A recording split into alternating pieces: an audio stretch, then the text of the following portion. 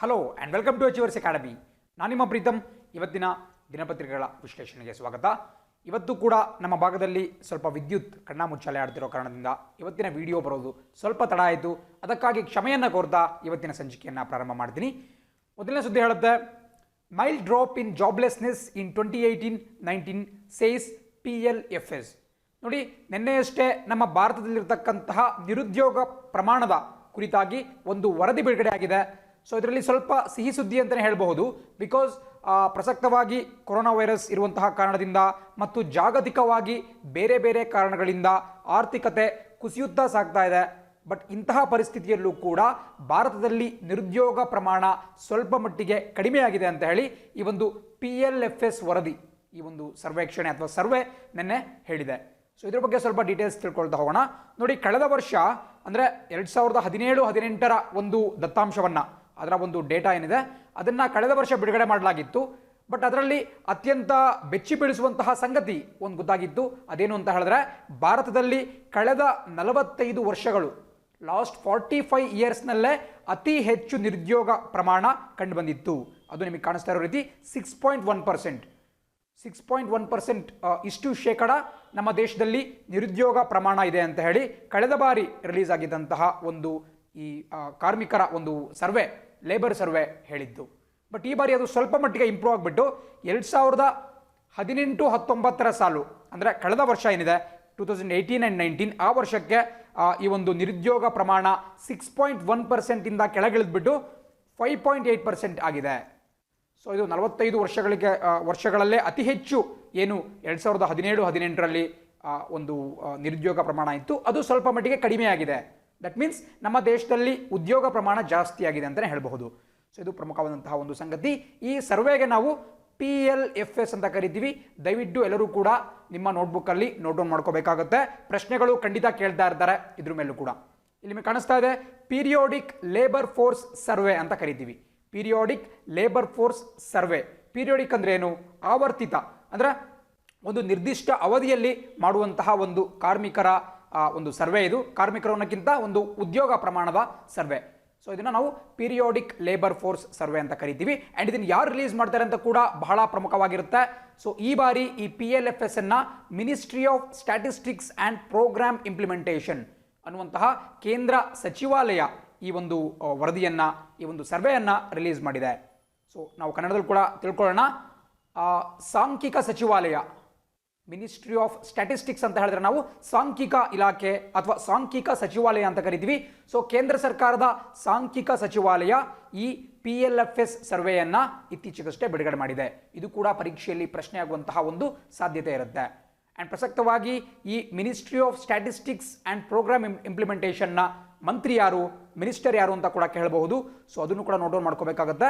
ಪ್ರಸಕ್ತವಾಗಿ ಈ ಸಾಂಖ್ಯಿಕ ಇಲಾಖೆಯ ಮಂತ್ರಿ ರಾವ್ ಇಂದರ್ಜಿತ್ ಸಿಂಗ್. ಸೊ ರಾವ್ ಇಂದರ್ಜಿತ್ ಸಿಂಗ್ ಅವರು ಪ್ರಸಕ್ತವಾಗಿ ಈ ಒಂದು ಇಲಾಖೆಯ ಈ ಒಂದು ಸಚಿವಾಲಯದ ಮಂತ್ರಿಯಾಗಿದ್ದಾರೆ, ಮಿನಿಸ್ಟರ್ ಆಗಿದ್ದಾರೆ. ಸೊ ಅದು ಕೂಡ ಪರೀಕ್ಷಾ ದೃಷ್ಟಿಯಿಂದ ಇಂಪಾರ್ಟೆಂಟ್. ಬಿಕಾಸ್ ಇವರಿಗಿಂತ ಮುಂಚೆ ನಮ್ಮ ಕರ್ನಾಟಕದ ಹಿರಿಯ ರಾಜಕಾರಣಿಯಾಗಿದ್ದಂತಹ DV ಸದಾನಂದ ಗೌಡ ಅವರು ಈ ಒಂದು ಸ್ಥಾನವನ್ನು ಅಲಂಕರಿಸಿದ್ರು. ಬಟ್ ಈಗ ಅವರಿಗೆ ಬೇರೆ ಖಾತೆಗಳನ್ನು ವಹಿಸಿಕೊಡಲಾಗಿದೆ. ಸೊ ಹಾಗಾಗಿ ಪ್ರಸಕ್ತವಾಗಿ ಮಿನಿಸ್ಟರ್ ಆಫ್ ಸ್ಟ್ಯಾಟಿಸ್ಟಿಕ್ಸ್ ಯಾರು ಅಂತ ಹೇಳಿದ್ರೆ ರಾವ್ ಇಂದರ್ಜಿತ್ ಸಿಂಗ್ ಅವರು. ಆ್ಯಂಡ್ ಒಂದು ಮಾತನ್ನು ಗಮನಿಸಿ, ಇವರು ಕ್ಯಾಬಿನೆಟ್ ದರ್ಜೆ ಮಿನಿಸ್ಟರ್ ಅಲ್ಲ, ಅಂದರೆ ಸಂಪುಟ ದರ್ಜೆ ಅವರಿಗೆ ಸಿಕ್ಕಿಲ್ಲ. ಸೊ ಅವರು ಕೇವಲ ಮಿನಿಸ್ಟರ್ ಆಫ್ ಸ್ಟೇಟ್ ಅಥವಾ ರಾಜ್ಯ ಮಂತ್ರಿ ಅಂತ ನಾವೇನು ಕರಿತೀವಿ, ಮಿನಿಸ್ಟರ್ ಆಫ್ ಸ್ಟೇಟ್ ಮತ್ತು ಇಂಡಿಪೆಂಡೆಂಟ್ ಚಾರ್ಜ್. ಇಂಡಿಪೆಂಡೆಂಟ್ ಚಾರ್ಜ್ ಅಂತ ಹೇಳಿದ್ರೆ ಸ್ವತಂತ್ರ ಖಾತೆ. ಹಿಂದೆ ಕೂಡ ನಾನು ಎಕ್ಸ್ಪ್ಲೇನ್ ಮಾಡಿದ್ದೇನೆ ಯಾವ ರೀತಿ ಕೇಂದ್ರದ ಸಚಿವರ ಒಂದು ವಿಭಾಗಿಸಲಾಗಿರುತ್ತೆ. 3 ಬಗೆಯ ಸಚಿವರು ನಿಮಗೆ ಸಿಗ್ತಾ ಹೋಗ್ತಾರೆ. ಒಂದು ಬಂದ್ಬಿಟ್ಟು ಕ್ಯಾಬಿನೆಟ್ ದರ್ಜೆಯ ಸಚಿವರು ಅಂತ ಹೇಳಿದ್ರೆ ಸಂಪುಟ ಸಚಿವರು. ಸೆಕೆಂಡ್ ಬಂದ್ಬಿಟ್ಟು ಮಿನಿಸ್ಟರ್ ಆಫ್ ಸ್ಟೇಟ್ ಅಥವಾ ರಾಜ್ಯ ಸಚಿವರು.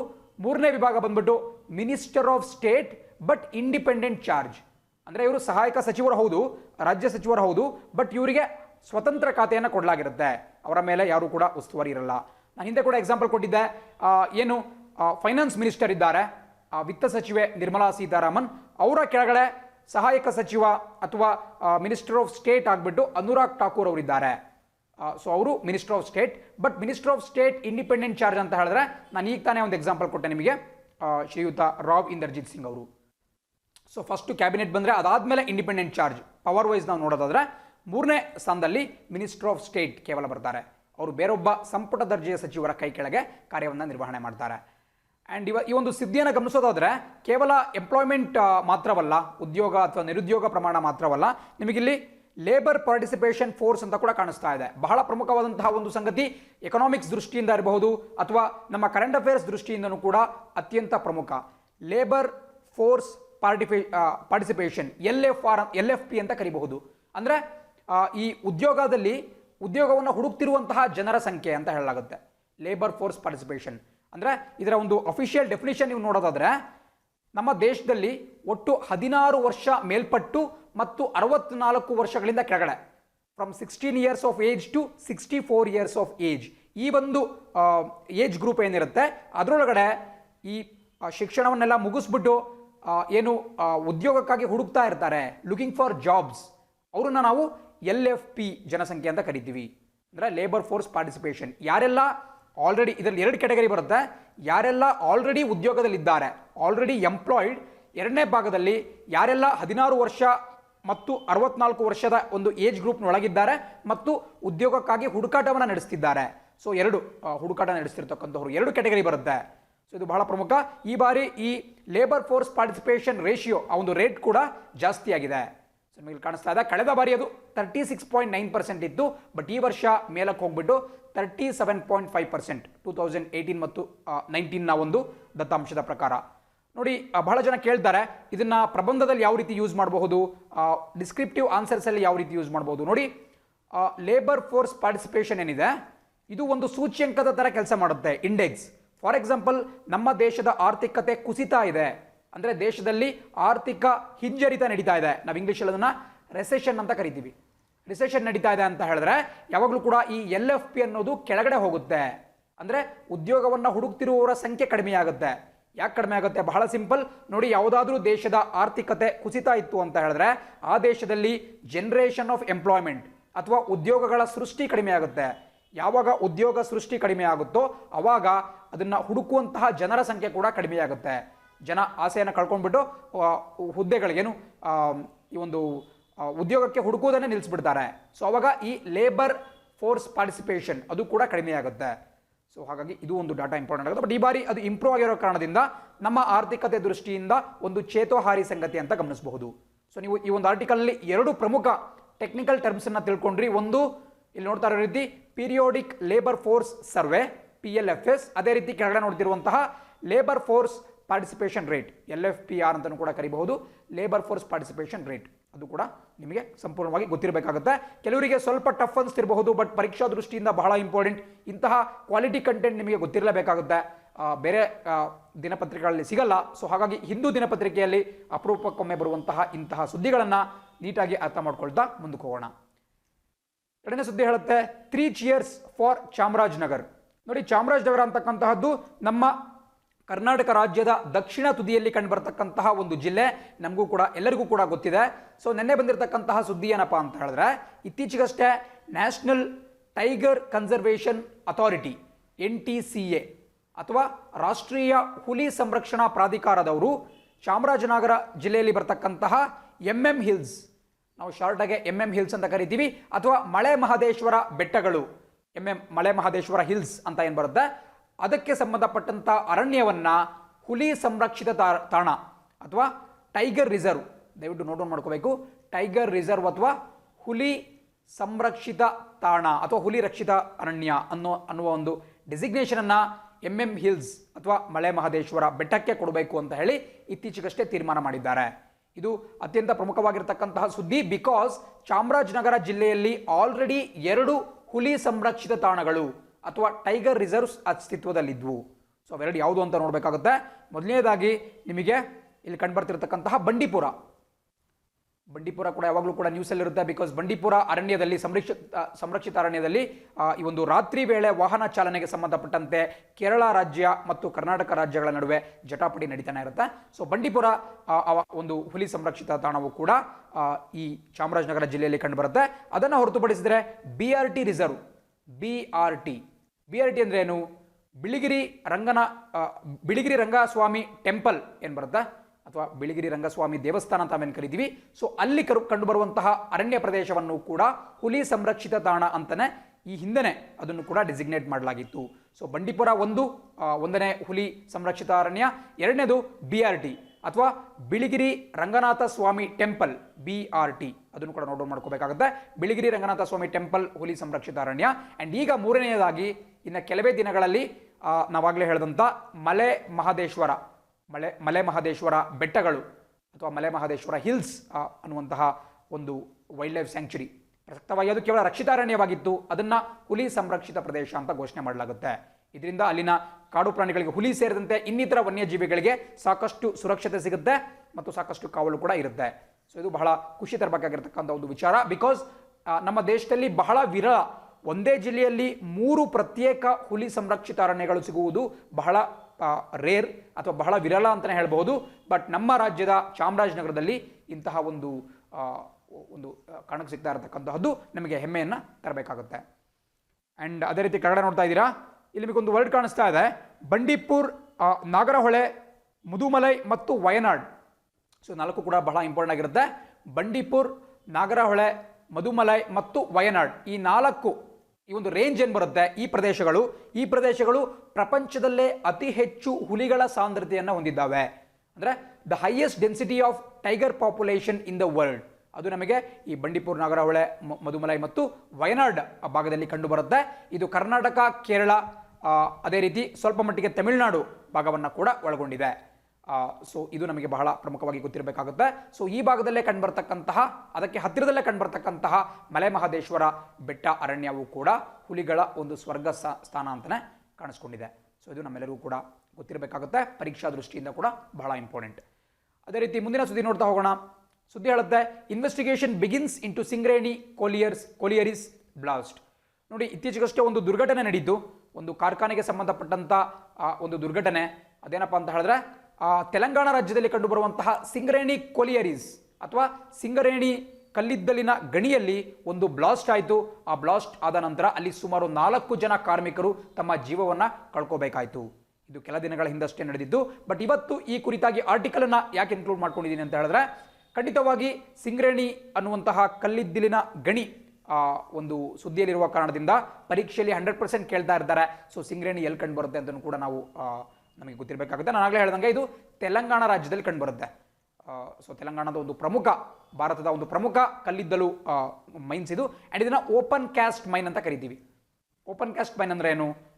ಏನಿಲ್ಲ, ಅಲ್ಲಿ ನಾವು ಡ್ರಿಲ್ ಮಾಡಲ್ಲ ಅಥವಾ ಬೋರ್ವೆಲ್ ರೀತಿ ಹೋಲನ್ನು ಕೊರೆದ್ಬಿಟ್ಟು ಮೈನಿಂಗ್ ಮಾಡಲ್ಲ. ಬದಲಾಗಿ ಓಪನ್ ಆಗಿ ಒಂದು ಪ್ರದೇಶಕ್ಕೆ ಹೋಗ್ತಾರೆ. ಆ ಪ್ರದೇಶದಲ್ಲಿರ್ತಕ್ಕಂತಹ ಎಲ್ಲ ಅರಣ್ಯ ಭಾಗವಿರಬಹುದು, ಗಿಡ ಮರಗಳಿರಬಹುದು, ಬಂಡೆಗಳಿರಬಹುದು, ಎಲ್ಲವನ್ನ ಕ್ಲಿಯರ್ ಮಾಡಿಬಿಟ್ಟು ಅಲ್ಲಿ ಓಪನ್ ಆಗಿ ಗಣಿಗಾರಿಕೆಯನ್ನು ಶುರು ಮಾಡ್ತಾರೆ. ಓಪನ್ ಕ್ಯಾಸ್ಟ್, ಅಲ್ಲಿ ಡೀಪ್ ಆಗೇನು ಹೋಗಲ್ಲ, ಓಪನ್ ಆಗಿ ಮಾಡ್ತಾ ಹೋಗ್ತಾರೆ. ಇದು ಈ ಒಂದು ಭೂಮಿಯ ಮೇಲ್ಮೈ ಮೇಲೆ ನಮಗೆ ಈ ಅದಿರುಗಳು ಸಿಕ್ಕಾಗ, ಈ ಮಿನರಲ್ಸ್ ಸಿಕ್ಕಾಗ ಇಂತಹ ಓಪನ್ ಕ್ಯಾಸ್ಟ್ ಮೈನಿಂಗ್ ಅನ್ನುವಂತಹ ಒಂದು ಮೆಥಡನ್ನು ನಾವು ಫಾಲೋ ಮಾಡಲಾಗುತ್ತೆ. ಸಿಂಗರೇಣಿಯಲ್ಲಿ ಕೂಡ ಇದೇ ಮೆಥಡನ್ನು ಫಾಲೋ ಮಾಡಲಾಗ್ತಾ ಇತ್ತು. ಇತ್ತೀಚೆಗೆ ಅವ್ರು ಏನು ಮಾಡಿದ್ರು ಅಂತ ಹೇಳಿದ್ರೆ, ಅಲ್ಲಿ ಗಣಿಗಾರಿಕೆಯನ್ನು ಮಾಡಲಿಕ್ಕೆ ಅಲ್ಲಿ ಬೋಲ್ಡರ್ಸ್ ಅಡ್ಡ ಬಂದಿದ್ವು. ಬೋಲ್ಡರ್ಸ್ ಅಂತ ಹೇಳಿದ್ರೆ ಕಲ್ಲಿನ ಬಂಡೆಗಳು ಆ ಒಂದು ಮೇಲ್ಭಾಗದಲ್ಲಿ ಲೊಕೇಟ್ ಆಗಿದ್ವು. ಅದರ ಕೆಳಗಡೆ ಅದಿರಿನ ನಿಕ್ಷೇಪ, ಕಲ್ಲಿದ್ದಿಲಿನ ನಿಕ್ಷೇಪ ಇತ್ತು. ಸೊ ಅದನ್ನು ರೀಚ್ ಮಾಡುವಂತಹ ಉದ್ದೇಶದಿಂದ ಈ ಕಲ್ಲುಗಳನ್ನು ಬ್ಲಾಸ್ಟ್ ಮಾಡಿ ತೆಗೆಯೋಕ್ಕೆ ಒಂದು ಪ್ಲಾನ್ ಮಾಡಲಾಯಿತು. ಸುಮಾರು 80 ಹೋಲ್ಗಳನ್ನು, ಒಂದು 80 ರಂಧ್ರಗಳನ್ನು ಅಲ್ಲಿ ಕೊರೆಯಲಾಯಿತು. ಅದರೊಳಗಡೆ ಜಿಲೆಟಿನ್ ಅಂತಕ್ಕಂತಹದ್ದು ಒಂದು ಸ್ಫೋಟಕ ವಸ್ತು. ನೀವು ಬಾಂಬ್ ಬ್ಲಾಸ್ಟ್ಗಳಾದಾಗೂ ಕೂಡ, ಈ ಭಯೋತ್ಪಾದಕ ಕೃತ್ಯಗಳಾದಾಗೂ ಕೂಡ ಜಿಲೆಟಿನ್ ಅನ್ನುವಂತಹ ಒಂದು ಶಬ್ದವನ್ನು ಕೇಳಿಸ್ಕೊಳ್ತಾ ಇರ್ತೀರಾ. ಸೊ ಈ ಜಿಲೆಟಿನನ್ನು ಬಳಸ್ಬಿಟ್ಟು ಅಲ್ಲಿ ಬ್ಲಾಸ್ಟ್ ಮಾಡೋಕ್ಕೆ ಯೋಚನೆ ಮಾಡಲಾಯಿತು. ಬಟ್ ಯಾವುದೋ ಒಂದು ಕಾರಣದಿಂದ may be mobile phone radiation ಇರಬಹುದು, ಅಥವಾ ಸೂರ್ಯನ ಪ್ರಖರ ಶಾಖದಿಂದ ಇರಬಹುದು, ಅಥವಾ ಇನ್ಯಾವುದೋ ಒಂದು, ಇನ್ನೂ ಕೂಡ ತನಿಖೆಯಿಂದ ಗೊತ್ತಾಗಬೇಕಾಗುತ್ತೆ. ಸೊ ಯಾವುದೋ ಒಂದು ಕಾರಣದಿಂದ ಒಂದು ರಂಧ್ರ ಮಾತ್ರ ಇಗ್ನೈಟ್ ಆಗಿಬಿಟ್ಟು ಬ್ಲಾಸ್ಟ್ ಆಗಿಬಿಡುತ್ತೆ. ಸೊ ಆ ಸಮಯದಲ್ಲಿ ಹತ್ತಿರದಲ್ಲಿದ್ದಂತಹ ವ್ಯಕ್ತಿಗಳು ಮೃತಪಡಬೇಕಾಗುತ್ತೆ. ಸೊ ಸಿಂಗರೇಣಿ ಬ್ಲಾಸ್ಟ್ ಮೈನ್ಸ್ ಬಗ್ಗೆ ಗೊತ್ತಿರಬೇಕಾಗುತ್ತೆ. ಜೊತೆಗೆ ಓಪನ್ ಕ್ಯಾಸ್ಟ್ ಮೈನಿಂಗ್ ಬಗ್ಗೆ ಕೂಡ ನಮಗೆ ಸ್ವಲ್ಪ ನಾಲೆಡ್ಜ್ ಇರಬೇಕಾಗುತ್ತೆ. ಸೊ ಇದನ್ನು ನೋಟ್ ಮಾಡ್ಕೊಳ್ತಾ ನಾವು ಮುಂದಿನ ಸುದ್ದಿಯ ಗಮನ ಹರಿಸೋಣ. ಸೊ ಮ್ಯಾಪಲ್ಲಿ ವೀಕ್ಷಣೆ ಮಾಡ್ತಿದ್ದೀರಾ, ಪ್ರಮುಖವಾದಂತಹ ಕೋಲ್ ಫೀಲ್ಡ್ಸ್ ಬಗ್ಗೆ ಕೊಟ್ಟಿದ್ದಾರೆ. ಸೊ ಮೊದಲನೇದಾಗಿ ಸಿಂಗ್ರೌಲಿ ನೋಡಿ, ಸಿಂಗರೇಣಿ ಬಗ್ಗೆ ಕನ್ಫ್ಯೂಸ್ ಮಾಡ್ಕೋಬೇಡಿ. ಸಿಂಗರೇಣಿ ಕಂಡುಬರ್ತಕ್ಕಂತಹದ್ದು ನಮ್ಮ ನೆರೆಯ ರಾಜ್ಯವಾಗಿರ್ತಕ್ಕಂತಹ ತೆಲಂಗಾಣದಲ್ಲಿ. ಬಟ್ ಅದೇ ಈ ಸಿಂಗ್ರೌಲಿ ಅಂತಕ್ಕಂತಹ ಒಂದು ಮೈನ್ಸ್ ಕಂಡುಬರ್ತಾ ಇರತಕ್ಕಂತಹದ್ದು ಮಧ್ಯಪ್ರದೇಶ ರಾಜ್ಯದಲ್ಲಿ ನಿಮಗೆ ಕಾಣಿಸ್ತಾ ಇದೆ. ಅದೇ ರೀತಿ ಬೊಕ್ಯಾರೋ ಮತ್ತು ಜರಿಯಾ ಇವೆರಡೂ ಕೂಡ ಜಾರ್ಖಂಡ್ ರಾಜ್ಯದಲ್ಲಿ ಕಂಡುಬರುತ್ತೆ. ಎಲ್ಲರೂ ಕೂಡ ದಯವಿಟ್ಟು ಸ್ಪೆಷಲಾಗಿ ನೋಟ್ ಡೌನ್ ಮಾಡ್ಕೋಬೇಕಾಗುತ್ತೆ. ಬೊಕ್ಯಾರೋ ಮತ್ತು ಜರಿಯಾ ಸ್ಪೆಷಲಿ ಜರಿಯಾ, ಬಿಕಾಸ್ ಭಾರತದಲ್ಲೇ ಅತಿ ಹೆಚ್ಚು ಕಲ್ಲಿದ್ದಿಲಿನ ನಿಕ್ಷೇಪವನ್ನು ಹೊಂದಿರುವಂತಹ ದ ಹೈಯೆಸ್ಟ್ ಅಥವಾ the largest coal reserves in India is located in Jharia coal field. So ಜರಿಯಾ coal field ಅಂತಕ್ಕಂತಹದ್ದು Jharkhand ರಾಜ್ಯದಲ್ಲಿ ಬರುತ್ತೆ. ಹಿಂದೆ ಕೂಡ ಪರೀಕ್ಷೆಯಲ್ಲಿ ನೇರವಾದ ಪ್ರಶ್ನೆಯನ್ನು ಕೇಳಿದ್ದಾರೆ. ಭಾರತದಲ್ಲಿ ಅತಿ ದೊಡ್ಡ ಕಲ್ಲಿದ್ದಿಲಿನ ನಿಕ್ಷೇಪ ಯಾವ ರಾಜ್ಯದಲ್ಲಿ ಕಂಡುಬರುತ್ತೆ, ಯಾವ ಕೋಲ್ ಫೀಲ್ಡಲ್ಲಿ ಕಂಡುಬರುತ್ತೆ ಅಂತ ಹೇಳಿದ್ರೆ ಜಾರ್ಖಂಡ್ ರಾಜ್ಯದ ಜರಿಯಾ. ಸೊ ಅದನ್ನು ಕೂಡ ನೀವು ನೋಟ್ ಮಾಡ್ಕೋಬೇಕಾಗುತ್ತೆ. ಕೆಳಗಡೆ ವೆಸ್ಟ್ ಬೆಂಗಾಲ್ನ ರಾಣಿಗಂಜ್ ಇರಬಹುದು ಅಥವಾ ಛತ್ತೀಸ್ಗಢದ ಕೋರ್ಬಾ ಇರಬಹುದು. ಅದೇ ರೀತಿ ತಲ್ಚಾರ್ ಕಂಡು ಬರ್ತಾ ಇದೆ, ಸಿಂಗ್ರೇಣಿ ಕಂಡು ಬರ್ತಾ ಇದೆ ಮತ್ತು ನೇವೇಲಿ ಕಂಡು ಬರ್ತಾ ಇದೆ. ಸೊ ನಿಮಗೆ ಅಲ್ಲಿ ಮಾರ್ಕಿಂಗ್ ಅನ್ನು ಕೂಡ ಮಾಡಲಾಗಿದೆ. ಸೊ ವಿಡಿಯೋವನ್ನು ಬೇಕಾದರೆ ಪಾಸ್ ಮಾಡ್ಕೊಂಡ್ಬಿಟ್ಟು ನೀವು ನೀಟಾಗಿ ವೀಕ್ಷಣೆ ಮಾಡ್ಕೋಬಹುದು. ಬಟ್ ಸಿಂಗ್ರೇಣಿ ನಾವು ಈಗ ತಾನೇ ಡಿಸ್ಕಸ್ ಮಾಡಿದಂತಹ ಸಿಂಗ್ರೇಣಿ ನಿಮಗೆ ಇಲ್ಲಿ ಕಂಡು ಬರ್ತಾ ಇದೆ, ಅದು ತೆಲಂಗಾಣದಲ್ಲಿ ಕಂಡು ಬರುತ್ತೆ. ಸೊ ಅದು ಕೂಡ ಬಹಳ ಇಂಪಾರ್ಟೆಂಟ್ ಆಗಿರುತ್ತೆ. ಆ್ಯಂಡ್ ಇದರೊಂದಿಗೆ ನಾವು ಮುಂದಿನ ಸುದ್ದಿಯತ್ತ ಗಮನ ಹರಿಸೋಣ. ಸುದ್ದಿ ಹೇಳುತ್ತೆ, ಕೋರ್ಟ್ನಲ್ಲಿ ಮೆಹ್ತಾ ವಾದ ಘನತೆ ತಗ್ಗಿಸುವ ನಡೆ. ನೋಡಿ, ಇದು ಪ್ರಜಾವಾಣಿ ದಿನಪತ್ರಿಕೆಯಲ್ಲಿ ಬಂದಿರುವಂತಹ ಒಂದು ಸಂಪಾದಕೀಯ. ಇತ್ತೀಚೆಗಷ್ಟೇ ನಿಮಗೆ ಚಿತ್ರದಲ್ಲಿ ಕಾಣ್ತಿರುವಂತಹ ವ್ಯಕ್ತಿ ತುಷಾರ್ ಮೆಹ್ತಾ ಅವರ ಹೆಸರು ಬಹಳ ಪ್ರಮುಖವಾಗಿರುತ್ತೆ. ಬಿಕಾಸ್ ನಮ್ಮ ಭಾರತದ ಒಬ್ಬ ಹಿರಿಯ ನ್ಯಾಯವಾದಿಯವರು. ನಾನು ಹಿಂದೆ ಕೂಡ ಹೇಳಿದ್ದೇನೆ, ನಮ್ಮ ದೇಶದ ಅತ್ಯುನ್ನತ ನ್ಯಾಯಾಂಗಿಕ ಅಧಿಕಾರಿ ಯಾರು ಅಂತ ಹೇಳಿದ್ರೆ ಅಟಾರ್ನಿ ಜನರಲ್ ಕಂಡು ಬರ್ತಾರೆ. ನಮ್ಮ ಸಂವಿಧಾನದಲ್ಲಿ ಅಟಾರ್ನಿ ಜನರಲ್ ಅವರ ಬಗ್ಗೆ ಕೊಡಲಾಗಿದೆ. ಅದು ಯಾವ ಆರ್ಟಿಕಲ್, ಯಾವ ವಿಧಿ ಅಂತ ನಿಮ್ಗೆ ಯಾರಿಗಾದ್ರೂ ಗೊತ್ತಿತ್ತು ಅಂತ ಹೇಳಿದ್ರೆ ಪ್ರೀಮಿಯರ್ ಚಾಟ್ ಅಥವಾ ಕಮೆಂಟಲ್ಲಿ ದಯವಿಟ್ಟು ಕಮೆಂಟ್ ಮಾಡಿ. ಸೊ ಅಟಾರ್ನಿ ಜನರಲ್ ಬರ್ತಾರೆ. ಅಟಾರ್ನಿ ಜನರಲ್ ಅವರ ನಂತರದಲ್ಲಿ ಬರುವಂತಹ ಸ್ಥಾನ ಸಾಲಿಸಿಟರ್ ಜನರಲ್. ಸೊ ಈ ತುಷಾರ್ ಮೆಹ್ತಾ ಅವರು ಪ್ರಸಕ್ತವಾಗಿ ಭಾರತದ ಸಾಲಿಸಿಟರ್ ಜನರಲ್ ಆಗಿ ಕಾರ್ಯವನ್ನು ನಿರ್ವಹಿಸುತ್ತಿದ್ದಾರೆ. ಸೊ ಅದು ಬಹಳ ಇಂಪಾರ್ಟೆಂಟ್ ಆಗುತ್ತೆ. ಅವರ ಕೆಳಗಡೆ ಹಲವಾರು ಜನ ಅಡಿಷನಲ್ ಸಾಲಿಸಿಟರ್ ಜನರಲ್ ASGಗಳು ಕಂಡು ಬರ್ತಾ ಹೋಗ್ತಾರೆ. ಪ್ರಸಕ್ತವಾಗಿ ಕೆ ವೇಣುಗೋಪಾಲ್ ಅವರು ದೇಶದ ಅಟಾರ್ನಿ ಜನರಲ್ ಆಗಿದ್ದಾರೆ. ಅದೇ ರೀತಿ ಸಾಲಿಸಿಟರ್ ಜನರಲ್ ಆಗಿ ತುಷಾರ್ ಮೆಹ್ತಾ ಅವರು ಕಾರ್ಯನಿರ್ವಹಿಸುತ್ತಿದ್ದಾರೆ. ಇತ್ತೀಚೆಗಷ್ಟೇ ವಲಸಿಗ ಕಾರ್ಮಿಕರ ತೊಂದರೆಯ ಕುರಿತಾಗಿ ಒಂದು ಸಾರ್ವಜನಿಕ ಹಿತಾಸಕ್ತಿ ಅರ್ಜಿ ಸುಪ್ರೀಂ ಕೋರ್ಟ್ನಲ್ಲಿ ಸಲ್ಲಿಕೆಯಾಗಿತ್ತು. ಅದನ್ನು ನಾವು ಇಂಗ್ಲಿಷಲ್ಲಿ PIL ಅಂತ ಕರಿತೀವಿ, ಪಬ್ಲಿಕ್ ಇಂಟ್ರೆಸ್ಟ್ ಲಿಟಿಗೇಷನ್ ಅಥವಾ ಸಾರ್ವಜನಿಕ ಹಿತಾಸಕ್ತಿ ಅರ್ಜಿ. ಅದನ್ನು ವಿಚಾರಣೆ ನಡೆಸುತ್ತಿದ್ದಂತಹ ಸಂದರ್ಭದಲ್ಲಿ ತುಷಾರ್ ಮೆಹ್ತಾ ಅವರು ಸರ್ಕಾರದ ಪರವಾಗಿ ವಾದವನ್ನು ಮಂಡನೆ ಮಾಡ್ತಿದ್ರು. ಬಟ್ ಅಂತಹ ಸಂದರ್ಭದಲ್ಲಿ ಅವರು ಒಂದು ವಿವಾದಾತ್ಮಕ ಹೇಳಿಕೆಯನ್ನು ಕೊಟ್ಟರು.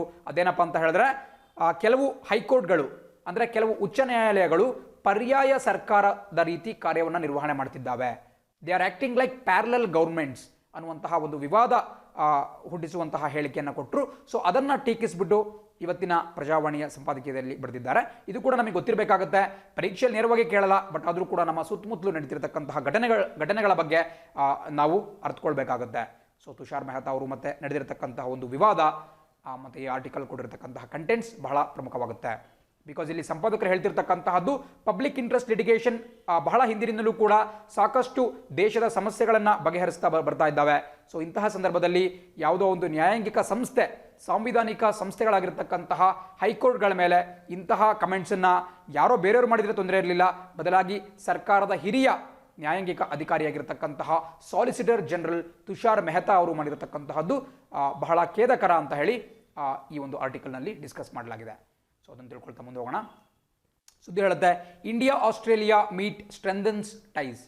ನೋಡಿ, ಭಾರತ ಮತ್ತು ಆಸ್ಟ್ರೇಲಿಯಾ ನಡುವೆ ನಿನ್ನೆ ಒಂದು ದ್ವಿಪಕ್ಷೀಯ ಮಾತುಕತೆ, ದ್ವಿಪಕ್ಷೀಯ ಅಂತ ಹೇಳಿದ್ರೆ ಬೈಲ್ಯಾಟ್ರಲ್ ಮೀಟ್ ಅಂತ ಹೇಳ್ತೀವಿ, ನಿನ್ನೆ ನಡೀತು.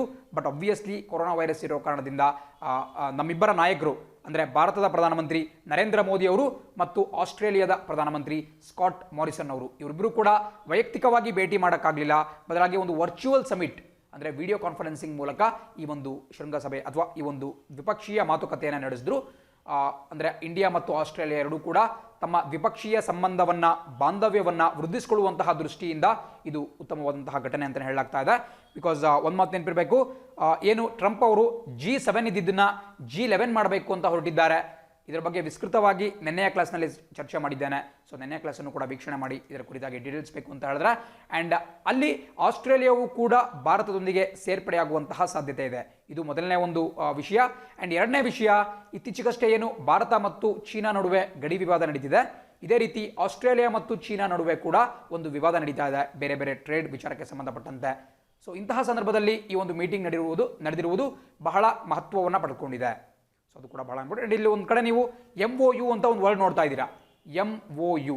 ಬಹಳ ಬಾರಿ ಬೇರೆ ಬೇರೆ ದೇಶದ ಮುಖ್ಯಸ್ಥರು ಮೀಟಿಂಗನ್ನು ಮಾಡಿದಾಗ ಈ MOU ಅಂತ ನಿಮಗೆ ದಿನಪತ್ರಿಕೆಯಲ್ಲಿ ಕಾಣಿಸ್ಕೊಳ್ತಾ ಇರುತ್ತೆ. ಬಹಳ ಜನಕ್ಕೆ ಇದು ಗೊತ್ತಿರಲ್ಲ. ಸೊ MOU ಅಂತ ಹೇಳಿದ್ರೆ ಮೆಮೊರೆಂಡಮ್ ಆಫ್ ಅಂಡರ್ಸ್ಟ್ಯಾಂಡಿಂಗ್, ಇಂಗ್ಲೀಷ್ನಲ್ಲಿ ನಾವು ಮೆಮೊರೆಂಡಮ್ ಆಫ್ ಅಂಡರ್ಸ್ಟ್ಯಾಂಡಿಂಗ್ ಅಂತ ಕರಿತೀವಿ. ಅದನ್ನೇ ಕನ್ನಡದಲ್ಲಿ ನಾವು ತಿಳುವಳಿಕೆ ಪತ್ರ ತಿಳುವಳಿಕೆ ಪತ್ರ ಅಂತ ಕೂಡ ಕರಿತೀವಿ. ಸೊ ಜಸ್ಟ್ ಒಂದು ಅಂಡರ್ಸ್ಟ್ಯಾಂಡಿಂಗ್ ಮಾತ್ರ. ಹಲವಾರು ರಂಗಗಳಲ್ಲಿ ಭಾರತ ಮತ್ತು ಆಸ್ಟ್ರೇಲಿಯಾ ಸಹಭಾಗಿತ್ವವನ್ನು ಮಾಡ್ಕೋಬೇಕು ಅನ್ನೋ ಉದ್ದೇಶದಿಂದ ಈ ಮೆಮೊರಂಡಮ್ ಆಫ್ ಅಂಡರ್ಸ್ಟ್ಯಾಂಡಿಂಗ್ ಅಥವಾ ತಿಳುವಳಿಕೆ ಪತ್ರವನ್ನು ಅಥವಾ ಜ್ಞಾಪಕ ಪತ್ರ ಅಂತ ಕೂಡ ಕರಿಬಹುದು, ಅದನ್ನು ನಿನ್ನೆ ಸಹಿ ಹಾಕಲಾಗಿದೆ. ಸೊ ಹೀಗಾಗಿದಾಗ ಬೇರೆ ಬೇರೆ ರಂಗದಲ್ಲಿ ಅಫಿಷಿಯಲ್ ಆಗಿ ನಾವು ಪಾರ್ಟ್ನರ್ಶಿಪ್ ಮಾಡ್ಕೊತಿದ್ದೀವಿ ಅಂತ ಹೇಳಿ ಕಾಣಿಸುತ್ತೆ. ಸೊ ಇದನ್ನು ಕೂಡ ಅರ್ಥ ಮಾಡ್ಕೊಳ್ತಾ ಮುಂದಕ್ಕೆ ಹೋಗೋಣ. ಸುದ್ದಿ ಹೇಳುತ್ತೆ, ತಬ್ಲಿಕಿ ಆಕ್ಟಿವಿಟಿ ನಾವು ಎ ಸ್ಪೆಸಿಫಿಕ್ ವೀಸಾ ವಯೋಲೇಷನ್. ನಿನ್ನೆ ನಮ್ಮ ಗೃಹ ಸಚಿವಾಲಯ ಅಂದರೆ ಮಿನಿಸ್ಟ್ರಿ ಆಫ್ ಹೋಮ್ ಅಫೇರ್ಸ್ ಏನಿದೆ, ಪ್ರಸಕ್ತವಾಗಿ ಅಮಿತ್ ಶಾ ಅವರು ಗೃಹ ಸಚಿವರಾಗಿದ್ದಾರೆ. ಸೊ ಆ ಒಂದು ಸಚಿವಾಲಯ ಒಂದು ತೀಕ್ಷ್ಣವಾದಂತಹ ಕ್ರಮವನ್ನು ಕೈಗೊಂಡಿದೆ. ಅದೇನಪ್ಪ ಅಂತ ಹೇಳಿದ್ರೆ, ಏನು ಬಹಳಷ್ಟು ಜನ ವಿದೇಶಗಳಿಂದ, ಸ್ಪೆಷಲಿ ನಮ್ಮ ಸೌತ್ ಈಸ್ಟ್ ಏಷ್ಯಾದಿಂದ, ಏನು ಸೌತ್ ಈಸ್ಟ್ ಏಷ್ಯಾ ಬರುತ್ತೆ ಆ ಭಾಗದಿಂದ ಭಾರತದಲ್ಲಿ ಬಂದ್ಬಿಟ್ಟು ಈ ತಬ್ಲಿಕಿ ಆಕ್ಟಿವಿಟಿಗಳಲ್ಲಿ ತೊಳ್ಕೊಂಡಿದ್ರು. ಸೊ ತಬ್ಲಿಕಿ ಅಂತಕ್ಕಂತಹದ್ದು ಕೊರೋನಾ ವೈರಸ್ ಜೊತೆಗೆ ತಳುಕು ಹಾಕ್ಕೊಂಡಿದೆ. ಬಿಕಾಸ್ ದೆಹಲಿಯ ನಿಜಾಮುದ್ದೀನ್ ಮರ್ಕಜ್ ಅನ್ನುವ ತಬ್ಲಿಕಿ ಕೇಂದ್ರ ಸ್ಥಾನದಿಂದ ಬಂದಂಥ ಹಲವಾರು ಜನ ಈ ಒಂದು ಧಾರ್ಮಿಕ ಕಾರ್ಯಕರ್ತರು ದೇಶಾದ್ಯಂತ ಕೊರೋನಾವನ್ನು ಸ್ಪ್ರೆಡ್ ಮಾಡಿದ್ದಾರೆ ಅಂತ ಹೇಳಲಾಗ್ತಾ ಇದೆ. ಸೊ ಇವಾಗ ನಮ್ಮ ಸರ್ಕಾರ ಏನು ಮಾಡಿದೆ, ಈ ತಬ್ಲಿಕಿಯ ಧಾರ್ಮಿಕ ಕಾರ್ಯಕ್ರಮದಲ್ಲಿ ಪಾಲ್ಗೊಳ್ಳುತ್ತಿದ್ದಂತಹ ವಿದೇಶಿಗರಿಗೆ ಇನ್ಮುಂದೆ ವೀಸಾವನ್ನು ಕೊಡಲ್ಲ ಅಂತ ಹೇಳಿ ಆದೇಶವನ್ನು ಹೊರಡಿಸಿದೆ. ಅವರಿಗೆ ನಮ್ಮ ದೇಶಕ್ಕೆ ಬರೋಕ್ಕೆ ಒಂದು ನಿಷೇಧವನ್ನು ಹೇರಲಾಗಿದೆ. ಮುಂದಿನ 10 ವರ್ಷಗಳ ಕಾಲ ಅವರು ಭಾರತವನ್ನು ಪ್ರವೇಶಿಸುವಂತಿಲ್ಲ. ಸೊ ಇದು ನಿಮಗೆ ಗೊತ್ತಿರಬೇಕಾಗುತ್ತೆ. ಬಿಕಾಸ್ ಅವರು ಸರ್ಕಾರದ ಪರ್ಮಿಷನನ್ನು ಪಡೆದಲೇ ಅವರಿಗೆ ವೀಸಾ ಕೊಡಬೇಕಾದ್ರೆ ಅವರು ಪ್ರವಾಸಿ ವೀಸಾ ಅಥವಾ ಟೂರಿಸ್ಟ್ ವೀಸಾ ಅಥವಾ ಇನ್ನಿತರ ವೀಸಾದೊಂದಿಗೆ ದೇಶಕ್ಕೆ ಬಂದು ತಬ್ಲಿಕಿಯ ಧಾರ್ಮಿಕ ಕಾರ್ಯಕ್ರಮಗಳಲ್ಲಿ ತೊಡಗಿಕೊಂಡಿದ್ರು. ಸೊ ಅದನ್ನು ವಿರೋಧಿಸಿರ್ತಕ್ಕಂತಹ ನಮ್ಮ ಗೃಹ ಸಚಿವಾಲಯ ಅವರಿಗೆ ಬ್ಯಾನನ್ನು ಮಾಡುವುದಾಗಿ ತಿಳಿಸಿದೆ. ಆ್ಯಂಡ್ ಅಷ್ಟೇ ಅಲ್ಲ, ಇದು 500 ರೂಪಾಯಿ ಫೈನ್ ಕೂಡ ಬೀಳುತ್ತೆ. ಯಾರಾದರೂ ನಮ್ಮ ದೇಶದಲ್ಲಿ ಬಂದ್ಬಿಟ್ಟು ವಿದೇಶದಿಂದ ತಬ್ಲಿಕಿ ಕಾರ್ಯಗಳಲ್ಲಿ ತೊಡ್ಕೊಂಡ್ರು ಅಂತ ಹೇಳಿದ್ರೆ ಅವರಿಗೆ $500 ಒಂದು ದಂಡವನ್ನು ಕೂಡ ವಿಧಿಸಲಾಗುತ್ತೆ. ಸೊ ಇನ್ನು ಮುಂದೆ ವೀಸಾ ನಮ್ಮ ದೇಶದ ವೀಸಾವನ್ನು ಪಡಿಬೇಕಾದ್ರೆ ಅಲ್ಲಿ ಅವರಿಗೊಂದು ಸ್ಟ್ರಿಕ್ಟ್ ಗೈಡ್ಲೈನ್ಸ್ ಇರುತ್ತೆ, ಮಾರ್ಗದರ್ಶನ ಇರುತ್ತೆ. ಏನಪ್ಪ ಅಂತ ಹೇಳಿದ್ರೆ, ನೀವು ತಬ್ಲಿಕಿ ಸಂಬಂಧಿತ ಚಟುವಟಿಕೆಯಲ್ಲಿ ತೊಡಕೋಬಾರ್ದು. ಆ್ಯಂಡ್ ಮತ್ತಷ್ಟು ಕೆಲವು ಜನಕ್ಕೆ ಕನ್ಫ್ಯೂಷನ್ ಇರುತ್ತೆ. ಕೆಲವರು ಪಾಸ್ಪೋರ್ಟ್ ಮತ್ತು ವೀಸಾ ಮಧ್ಯೆ ಕನ್ಫ್ಯೂಸ್ ಮಾಡ್ಕೊಂಡ್ಬಿಡ್ತಾರೆ.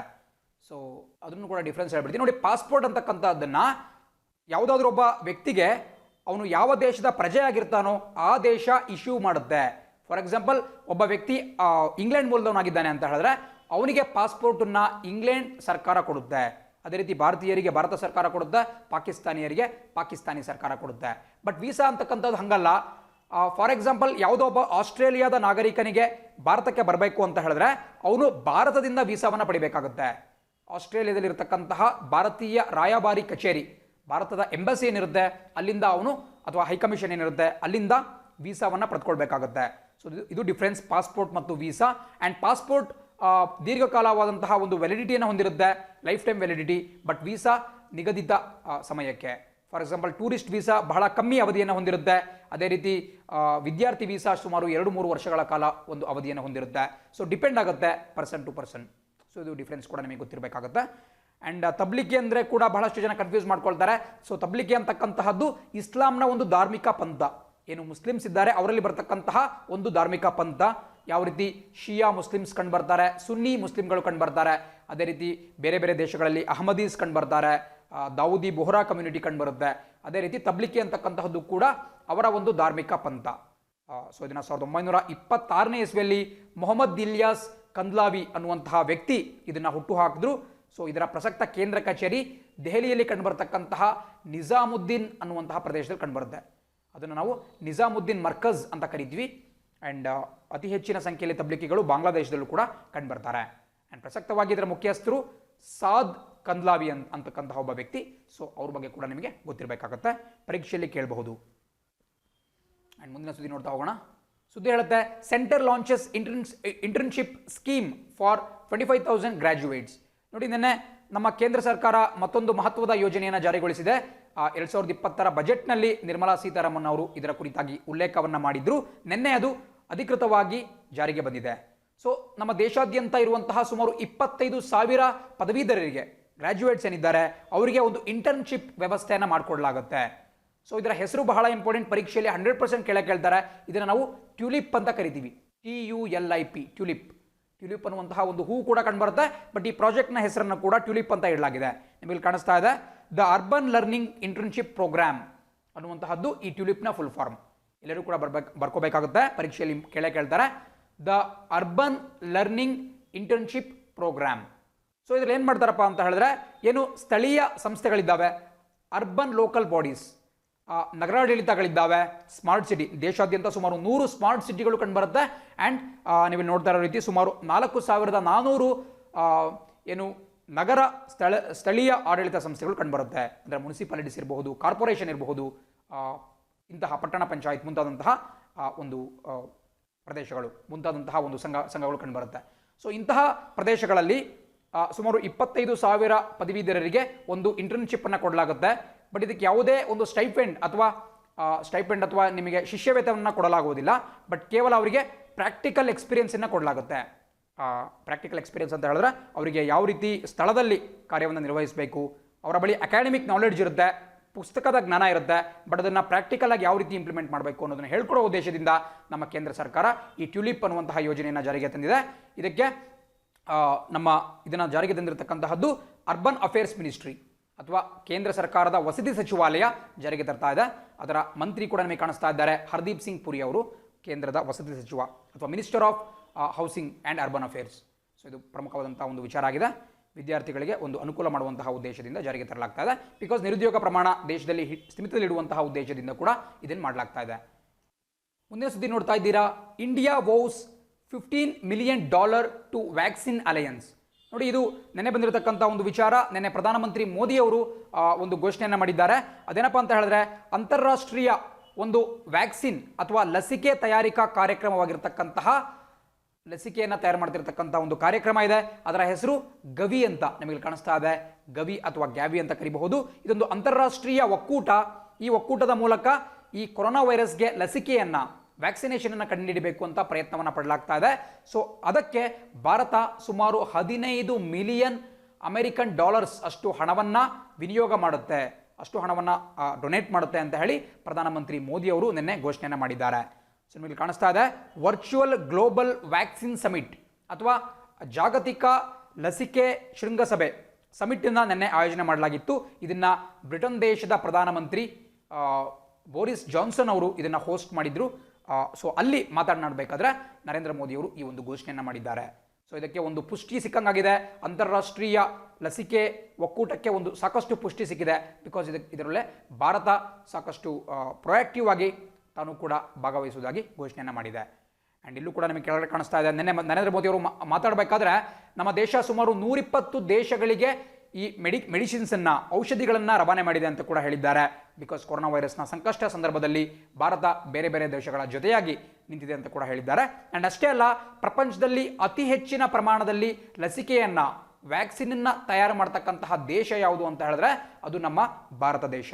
ಆ ಒಂದು ಘೋಷಣೆಯನ್ನು ಕೂಡ ನರೇಂದ್ರ ಮೋದಿ ಅವರು ಮಾಡಿದ್ದಾರೆ. ಬಿಕಾಸ್ ಪ್ರಪಂಚದ 60% ಮಕ್ಕಳಿಗೆ ಕೊಡುವಂತಹ ಲಸಿಕೆಯನ್ನು ಭಾರತದಲ್ಲೇ ಉತ್ಪಾದನೆ ಮಾಡಲಾಗುತ್ತೆ.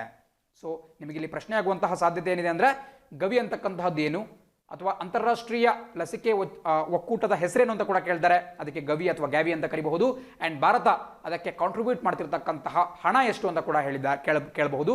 ಅದು $15 ಮಿಲಿಯನ್, 15 ದಶಲಕ್ಷ $15 ಅಷ್ಟು ಹಣವನ್ನು ದೇಣಿಗೆ ಕೊಡಲಾಗ್ತಾ ಇದೆ. ಸೊ ಇದು ಕೂಡ ಬಹಳ ಪ್ರಮುಖವಾಗಿರುತ್ತೆ. ಆ್ಯಂಡ್ ಈಗ ನಿಮ್ಮ ಸ್ಕ್ರೀನ್ ಮೇಲೆ ಪ್ರಮುಖವಾದಂತಹ ಪ್ರಶ್ನೆಗಳು ಕಂಡುಬರ್ತಾ ಇದ್ದಾವೆ. ಎಲ್ಲರೂ ಕೂಡ ಆನ್ಸರ್ ಮಾಡೋಕ್ಕೆ ಟ್ರೈ ಮಾಡಬೇಕು. ಆ್ಯಂಡ್ ನಿಮ್ಮ ನೋಟ್ಬುಕ್ಕಲ್ಲಿ ಕೂಡ ನೋಟ್ ಡೌನ್ ಮಾಡ್ಕೊಳ್ಳಿ. ಬಿಕಾಸ್ ಪರೀಕ್ಷಾ ದೃಷ್ಟಿಯಿಂದ ಬಹಳ ಇಂಪಾರ್ಟೆಂಟ್ ಆಗಿರುತ್ತೆ. ಆ್ಯಂಡ್ ಮೊದಲನೇ ಪ್ರಶ್ನೆ ಹೇಳಿದ್ದೆ, ಕೋಲ್ಕತ್ತಾ ಬಂದರು ಟ್ರಸ್ಟ್ ಮರುನಾಮಕರಣ ಮಾಡಲು ಕ್ಯಾಬಿನೆಟ್ ತನ್ನ ಅನುಮತಿಯನ್ನು ನೀಡಿದೆ. ಅದರ ಹೆಸರೇನು? ನೋಡಿ, ನಿನ್ನೆ ಕ್ಲಾಸಲ್ಲಿ ಇದ್ರ ಬಗ್ಗೆ ಕಂಪ್ಲೀಟಾಗಿ ಡಿಸ್ಕಸ್ ಮಾಡಿದ್ದೇನೆ. ನಮ್ಮ ಕೇಂದ್ರ ಸರ್ಕಾರದ ಸಂಪುಟ ಒಂದು ಡಿಸಿಷನ್ ತಗೊಂತು. ಅದೇನಪ್ಪ ಅಂತ ಹೇಳಿದ್ರೆ, ಕೋಲ್ಕತ್ತಾ ಬಂದರಿನ ಹೆಸರನ್ನ ಮರುನಾಮಕರಣ ಮಾಡಬೇಕು ಅಂತ ಹೇಳಿ. ಸೊ ಅದರ ಹೆಸರು ಏನು ಅಂತ ಕೇಳ್ತಿದ್ದಾರೆ. ಬಹಳ ಸಿಂಪಲ್, ನೆನ್ನೆ ಡಿಸ್ಕಸ್ ಮಾಡಿದ್ದೇವೆ. Option A, Shyam Prasad Mukherjee. So Shyam Prasad Mukherjee ಅವರ ಹೆಸರನ್ನ ಕೋಲ್ಕತ್ತಾದ ಬಂದರಿಗೆ ಇಡಬೇಕು ಅಂತ ತೀರ್ಮಾನ ಮಾಡಲಾಗಿದೆ. ಸೊ ಶ್ಯಾಮ್ ಪ್ರಸಾದ್ ಮುಖರ್ಜಿ ಯಾರು ಅಂತ ಕೂಡ ಬಹಳ ಇಂಪಾರ್ಟೆಂಟ್ ಆಗುತ್ತೆ. ಇವರು ಕೂಡ ಬೆಂಗಾಲ್ ಮೂಲದವರು. ಬಹಳ ದೊಡ್ಡ ಹೆಸರು ನಮ್ಮ ಭಾರತೀಯ ಇತಿಹಾಸದಲ್ಲಿ. ಬಿಕಾಸ್ ಇವರು ಪ್ರಸಕ್ತವಾಗಿ ಭಾರತೀಯ ಜನತಾ ಪಕ್ಷ ಏನಿದೆ ಅದರ ಮಾತೃ ಪಕ್ಷವಾಗಿದ್ದಂತಹ ಭಾರತೀಯ ಜನಸಂಘ ಪಕ್ಷವನ್ನು ಹುಟ್ಟು ಹಾಕಿದ್ರು. ಸೊ ಸಂಸ್ಥಾಪಕರು ಕೂಡ ಇವರು ಭಾರತೀಯ ಜನಸಂಘದ್ದು. ಅಷ್ಟೇ ಅಲ್ಲ, ಇವರು ಮೊಟ್ಟ ಮೊದಲ ಬಾರಿಗೆ ದೇಶದಲ್ಲಿ ಮಧ್ಯಂತರ ಸರ್ಕಾರ ಏನು ಜಾರಿಗೆ ಬರುತ್ತೆ ಅಥವಾ ಇಂಟರಿಮ್ ಗೌರ್ಮೆಂಟ್ ಅಂತ ನಾವೇನು ಕರಿತೀವಿ, ನೆಹರೂರವರ ಮುಖ್ಯ ನೇತೃತ್ವದಲ್ಲಿ ಇಂಟರಿಮ್ ಗೌರ್ಮೆಂಟ್ ಬರುತ್ತೆ. ಅದರಲ್ಲಿ ಕೈಗಾರಿಕಾ ಮಂತ್ರಿ ಕೂಡ ಆಗಿದ್ರು, ಇಂಡಸ್ಟ್ರೀಸ್ ಮಿನಿಸ್ಟರ್. ಸೊ ಇದು ಕೂಡ ಬಹಳ ಪ್ರಮುಖ. ಆ್ಯಂಡ್ ಇವರು ಬಹಳ ಪ್ರಸಿದ್ಧಿಯನ್ನು ಪಡೆದಿರತಕ್ಕಂತಹದ್ದು. ಇವರು ಏನು ಜಮ್ಮು ಮತ್ತು ಕಾಶ್ಮೀರ ಏನಿದೆ ಅದಕ್ಕೆ ನೀಡಿದಂತಹ ವಿಶೇಷ ಸ್ಥಾನಮಾನವನ್ನು ಆರ್ಟಿಕಲ್ 370ಯನ್ನು ರದ್ದು ಮಾಡಬೇಕು ಅಂತ ಹೇಳಿ ಅವರು ಅಂದಿನ ಕಾಲದಲ್ಲೇ ದೊಡ್ಡ ಹೋರಾಟವನ್ನು ಕೈಗೊಂಡಿದ್ರು. ಆ್ಯಂಡ್ ಇವರು ಕಟ್ಟಕಡೆಯದಾಗಿ ಜಮ್ಮು ಕಾಶ್ಮೀರದ ಪೊಲೀಸರ ವಶದಲ್ಲಿದ್ದಾಗಲೇ ಮೃತಪಟ್ಟರು. ಸೊ ಅವ್ರನ್ನ ಒಂದು ಬಹಳ ಷಡ್ಯಂತ್ರ ರೂಪಿಸ್ಬಿಟ್ಟು ಅವರ ಹತ್ಯೆಯನ್ನು ಕೂಡ ಮಾಡಲಾಯಿತು ಅಂತ ಹೇಳಲಾಗುತ್ತೆ. ಸೊ ಅದು ಇನ್ನೂ ಕೂಡ ಒಂದು ಮ್ಯಾಟರ್ ಆಫ್ ಡಿಬೇಟ್. ಬಟ್ ಇವರು ಜಮ್ಮು ಕಾಶ್ಮೀರದ ವಿಶೇಷ ಸ್ಥಾನಮಾನಕ್ಕೆ ಅಂದಿನ ದಿನದಲ್ಲೇ ಹೋರಾಟವನ್ನು ಕೂಡ ಮಾಡಿದ್ರು. ಸೊ ಅವರ ಒಂದು ಹೆಸರನ್ನು ಕೋಲ್ಕತ್ತಾದ ಬಂದರಿಗೆ ಇಡಲಾಗಿದೆ. ಬಹಳ ಪ್ರಮುಖ ಪರೀಕ್ಷೆಯಲ್ಲಿ ಕೇಳ್ತಾರೆ. ಎರಡನೇ ಪ್ರಶ್ನೆ ನೋಡ್ತಾ ಇದ್ದೀರಾ, ಯಾವ ಬ್ಯಾಂಕ್ ಚಾಲ್ತಿ ಖಾತೆ ಅಥವಾ ಕರೆಂಟ್ ಅಕೌಂಟ್ಗಳನ್ನು ತೆರೆಯಲು ಭಾರತದ ಮೊದಲನೆಯ ಮೊಬೈಲ್ ಅಪ್ಲಿಕೇಶನ್ ಆಧಾರಿತ ಸೌಲಭ್ಯವನ್ನು ಹೊರತಂದಿದೆ? ನೋಡಿ, ಇದು ಕೂಡ ಒಂದು ಕ್ರಾಂತಿಕಾರಿ ಬೆಳವಣಿಗೆ ಅಂತಲೇ ಹೇಳಬಹುದು. ಬಿಕಾಸ್ ಇಷ್ಟು ದಿನ ನೀವು ಅಕೌಂಟ್ಸನ್ನು ಓಪನ್ ಮಾಡಬೇಕು, ಸ್ಪೆಷಲಿ ಕರೆಂಟ್ ಅಕೌಂಟನ್ನು ಓಪನ್ ಮಾಡಬೇಕು ಅಂತ ಹೇಳಿದ್ರೆ ಚಾಲ್ತಿ ಖಾತೆ ನೀವು ಬ್ಯಾಂಕ್ನ ಬ್ರಾಂಚ್ಗೆ ಹೋಗಬೇಕಾಗಿತ್ತು, ಸಾಕಷ್ಟು ಪೇಪರ್ ವರ್ಕ್ಸ್ ಮಾಡಬೇಕಾಗಿತ್ತು, ಫಾರ್ಮ್ ಫಿಲಪ್ ಮಾಡಬೇಕಾಗಿತ್ತು. ಬಟ್ ಈಗ ಅದು ಯಾವುದೂ ಇಲ್ಲದೇ ಕೇವಲ ಒಂದು ಅಪ್ಲಿಕೇಶನ್ ಮೂಲಕ ಅಕೌಂಟ್ ಓಪನ್ ಮಾಡುವಂತಹ ಸೌಲಭ್ಯವನ್ನು ಒಂದು ಬ್ಯಾಂಕ್ ಕೊಡ್ತಾ ಇದೆ. ಅದು ಯಾವ ಬ್ಯಾಂಕ್ ಅಂತ ಹೇಳಿದ್ರೆ option B, Indus end bank. ಎಲ್ಲರೂ ಕೂಡ ಕೇಳಿರ್ತೀರಾ. ಪುಣೆಯಲ್ಲಿ, ಮಹಾರಾಷ್ಟ್ರದ ಪುಣೆ ನಗರದಲ್ಲಿ ತನ್ನ ಕೇಂದ್ರ ಕಚೇರಿಯನ್ನು ಹೊಂದಿರುವಂತಹ ಇಂಡಸ್ ಇಂಡ್ ಬ್ಯಾಂಕ್ ಈ ಒಂದು ಯೋಜನೆಯನ್ನು ಜಾರಿಗೆ ತಂದಿದೆ. ಸೊ ಮೊಬೈಲ್ ಅಪ್ಲಿಕೇಶನ್ ಮೂಲಕವೇ ಡಿಜಿಟಲ್ ಆಗಿ ಅಕೌಂಟ್ ಓಪನಿಂಗ್ ಮಾಡಬಹುದು. ಆ್ಯಂಡ್ ಇದರ MD ಮತ್ತು CEO ಕೂಡ ಇಂಪಾರ್ಟೆಂಟ್ ಆಗುತ್ತೆ. ಸುಮಂತ್ ಕಟ್ಪಾಲಿಯಾ ಅವರು ಪ್ರಸಕ್ತವಾಗಿ ಇದರ ಮುಖ್ಯಸ್ಥರಾಗಿದ್ದಾರೆ. ಆ್ಯಂಡ್ ಮೂರನೇ ಪ್ರಶ್ನೆ ನೋಡ್ತಾ ಇದ್ದೀವಿ, ಸಾಮಾಜಿಕ ಮಾಧ್ಯಮ ದೈತ್ಯ ಟ್ವಿಟರ್ನ ಅಧ್ಯಕ್ಷರಾಗಿ ಇತ್ತೀಚೆಗೆ ಯಾರು ನೇಮಕಗೊಂಡಿದ್ದಾರೆ? ನೋಡಿ, ಟ್ವಿಟರ್ ನಮಗೆಲ್ಲರೂ ಕೂಡ ಗೊತ್ತು. ಬಟ್ ಯುವ ಜನತೆಯಲ್ಲಿ ಅಷ್ಟೊಂದು ಪ್ರಸಿದ್ಧಿಯನ್ನು ಇದು ಪಡೆದಿಲ್ಲ. ಯಾಕಪ್ಪ ಅಂತಂದರೆ ಬಹಳಷ್ಟು ಜನ ಫೇಸ್ಬುಕ್ನ ಮೊರೆ ಹೋಗಿದ್ದಾರೆ, ಫೇಸ್ಬುಕ್ ಅಥವಾ ಇನ್ಸ್ಟಾಗ್ರಾಮ್. ಬಟ್ ಟ್ವಿಟರ್ ಅಂತಕ್ಕಂತಹದ್ದು ಒಂದು ಪ್ರಮುಖ ಸಾಮಾಜಿಕ ಜಾಲತಾಣ. ಇದನ್ನು ನಾವು ಮೈಕ್ರೋ ಬ್ಲಾಗಿಂಗ್ ಸೈಟ್ ಅಂತ ಕರಿತೀವಿ ಇಂಗ್ಲೀಷಲ್ಲಿ. ಬಿಕಾಸ್ ನೀವು ಇನ್ಸ್ಟಾಗ್ರಾಮ್ ಅಥವಾ ಫೇಸ್ಬುಕ್ ಅಥವಾ ವಾಟ್ಸಪ್ನಲ್ಲಿ ಬಹಳ ಉದ್ದವಾದಂತಹ ಮೆಸೇಜನ್ನು ಟೈಪ್ ಮಾಡಬಹುದು. ಬಟ್ ಟ್ವಿಟರ್ನಲ್ಲಿ ಕೇವಲ 280 ಶಬ್ದಗಳನ್ನು ಮಾತ್ರ ಬಳಸಬಹುದು. 280 ಲೆಟರ್ಸ್ ಮತ್ತು ಸಿಂಬಲ್ಸ್, ಚಿಹ್ನೆಗಳನ್ನು ಮಾತ್ರ ಬಳಸಬಹುದು. ಹಾಗಾಗಿ ಇದನ್ನು ಮೈಕ್ರೋ ಬ್ಲಾಗಿಂಗ್ ಸೈಟ್ ಅಂತ ಕೂಡ ನಾವು ಕರಿತೀವಿ. ಸೊ ಟ್ವಿಟರ್ ಬಹಳ ಪ್ರಮುಖವಾಗಿರುತ್ತೆ. ಆ್ಯಂಡ್ ಇತ್ತೀಚೆಗಷ್ಟೇ ಟ್ವಿಟರನ್ನು ಹೊಸ ಅಧ್ಯಕ್ಷರನ್ನು ನೇಮಕ ಮಾಡಲಾಯಿತು. ಸೊ ಅವ್ರು ಯಾರು ಅಂತ ಕೂಡ ಕೇಳಲಾಗ್ತಾ ಇದೆ. ಇದಕ್ಕೆ ಸರಿಯಾದಂಥ ಉತ್ತರ ನೋಡ್ತಾ ಇದ್ದೀರಾ, ಆಪ್ಷನ್ ಸಿ, ಪ್ಯಾಟ್ರಿಕ್ ಪಿಚೆಟ್ ಅಂತಕ್ಕಂಥವರು ಇದಕ್ಕಿಂತ ಮುಂಚೆ ಗೂಗಲ್ ಸಂಸ್ಥೆಯ CFO, ಚೀಫ್ ಫೈನಾನ್ಷಿಯಲ್ ಆಫೀಸರ್ ಅಥವಾ ಮುಖ್ಯ ಹಣಕಾಸು ಅಧಿಕಾರಿಯಾಗಿದ್ದರು. ಪ್ಯಾಟ್ರಿಕ್ ಪಿಚೆಟ್ ಅವರು ಈಗ ಟ್ವಿಟರ್ನ ಮುಖ್ಯಸ್ಥರಾಗಿ ಕೂಡ ಆಯ್ಕೆಯಾಗಿದ್ದಾರೆ. ಆ್ಯಂಡ್ ಟ್ವಿಟರ್ನ CEO ಕೂಡ ಬಹಳ ಇಂಪಾರ್ಟೆಂಟ್. ಬಿಕಾಸ್ ಇತ್ತೀಚೆಗಷ್ಟೇ ಅಮೆರಿಕದ ಅಧ್ಯಕ್ಷ ಡೊನಾಲ್ಡ್ ಟ್ರಂಪ್ ಮತ್ತು ಟ್ವಿಟರ್ನ CEO ಜಾಕ್ ಡೋರ್ಸೆ ಅವರ ನಡುವೆ ಒಂದು ಸಮರ ನಡೀತಾ ಇದೆ ಅಂತಲೇ ಹೇಳ್ಬಹುದು, ಶೀತಲ ಸಮರ ಅಂತ ಹೇಳ್ಬೋದು. ಇದನ್ನು 2006ನೇ ಇಸ್ವಿಯಲ್ಲಿ ಜಾಕ್ ಡೋರ್ಸೆ ಅವರು ಸ್ಥಾಪನೆ ಮಾಡಿದ್ರು. ಆ್ಯಂಡ್ ಇದು ಅಮೆರಿಕದ ಕ್ಯಾಲಿಫೋರ್ನಿಯಾ ರಾಜ್ಯದ ಸ್ಯಾನ್ ಫ್ರಾನ್ಸಿಸ್ಕೋದಲ್ಲಿ ತನ್ನ ಪ್ರಧಾನ ಕಚೇರಿಯನ್ನು ಹೊಂದಿದೆ. So Twitter, Jack Dorsey, Patrick Pichette ಇವೆಲ್ಲವೂ ಕೂಡ ಪ್ರಮುಖವಾದಂತಹ ಸುದ್ದಿಗಳು. ಅದೇ ರೀತಿ 4ನೇ ಪ್ರಶ್ನೆ ನೋಡ್ತಾ ಇದ್ದೀರಾ, ಇತ್ತೀಚೆಗೆ ಕೇಂದ್ರ ಸರ್ಕಾರವು ಸ್ವದೇಶ್ ಅನ್ನುವಂತಹ ಒಂದು ಯೋಜನೆಯನ್ನು ಪ್ರಾರಂಭಿಸಿದೆ. ಇದರಲ್ಲಿ ಡಿ ಏನನ್ನ ಸೂಚಿಸುತ್ತೆ?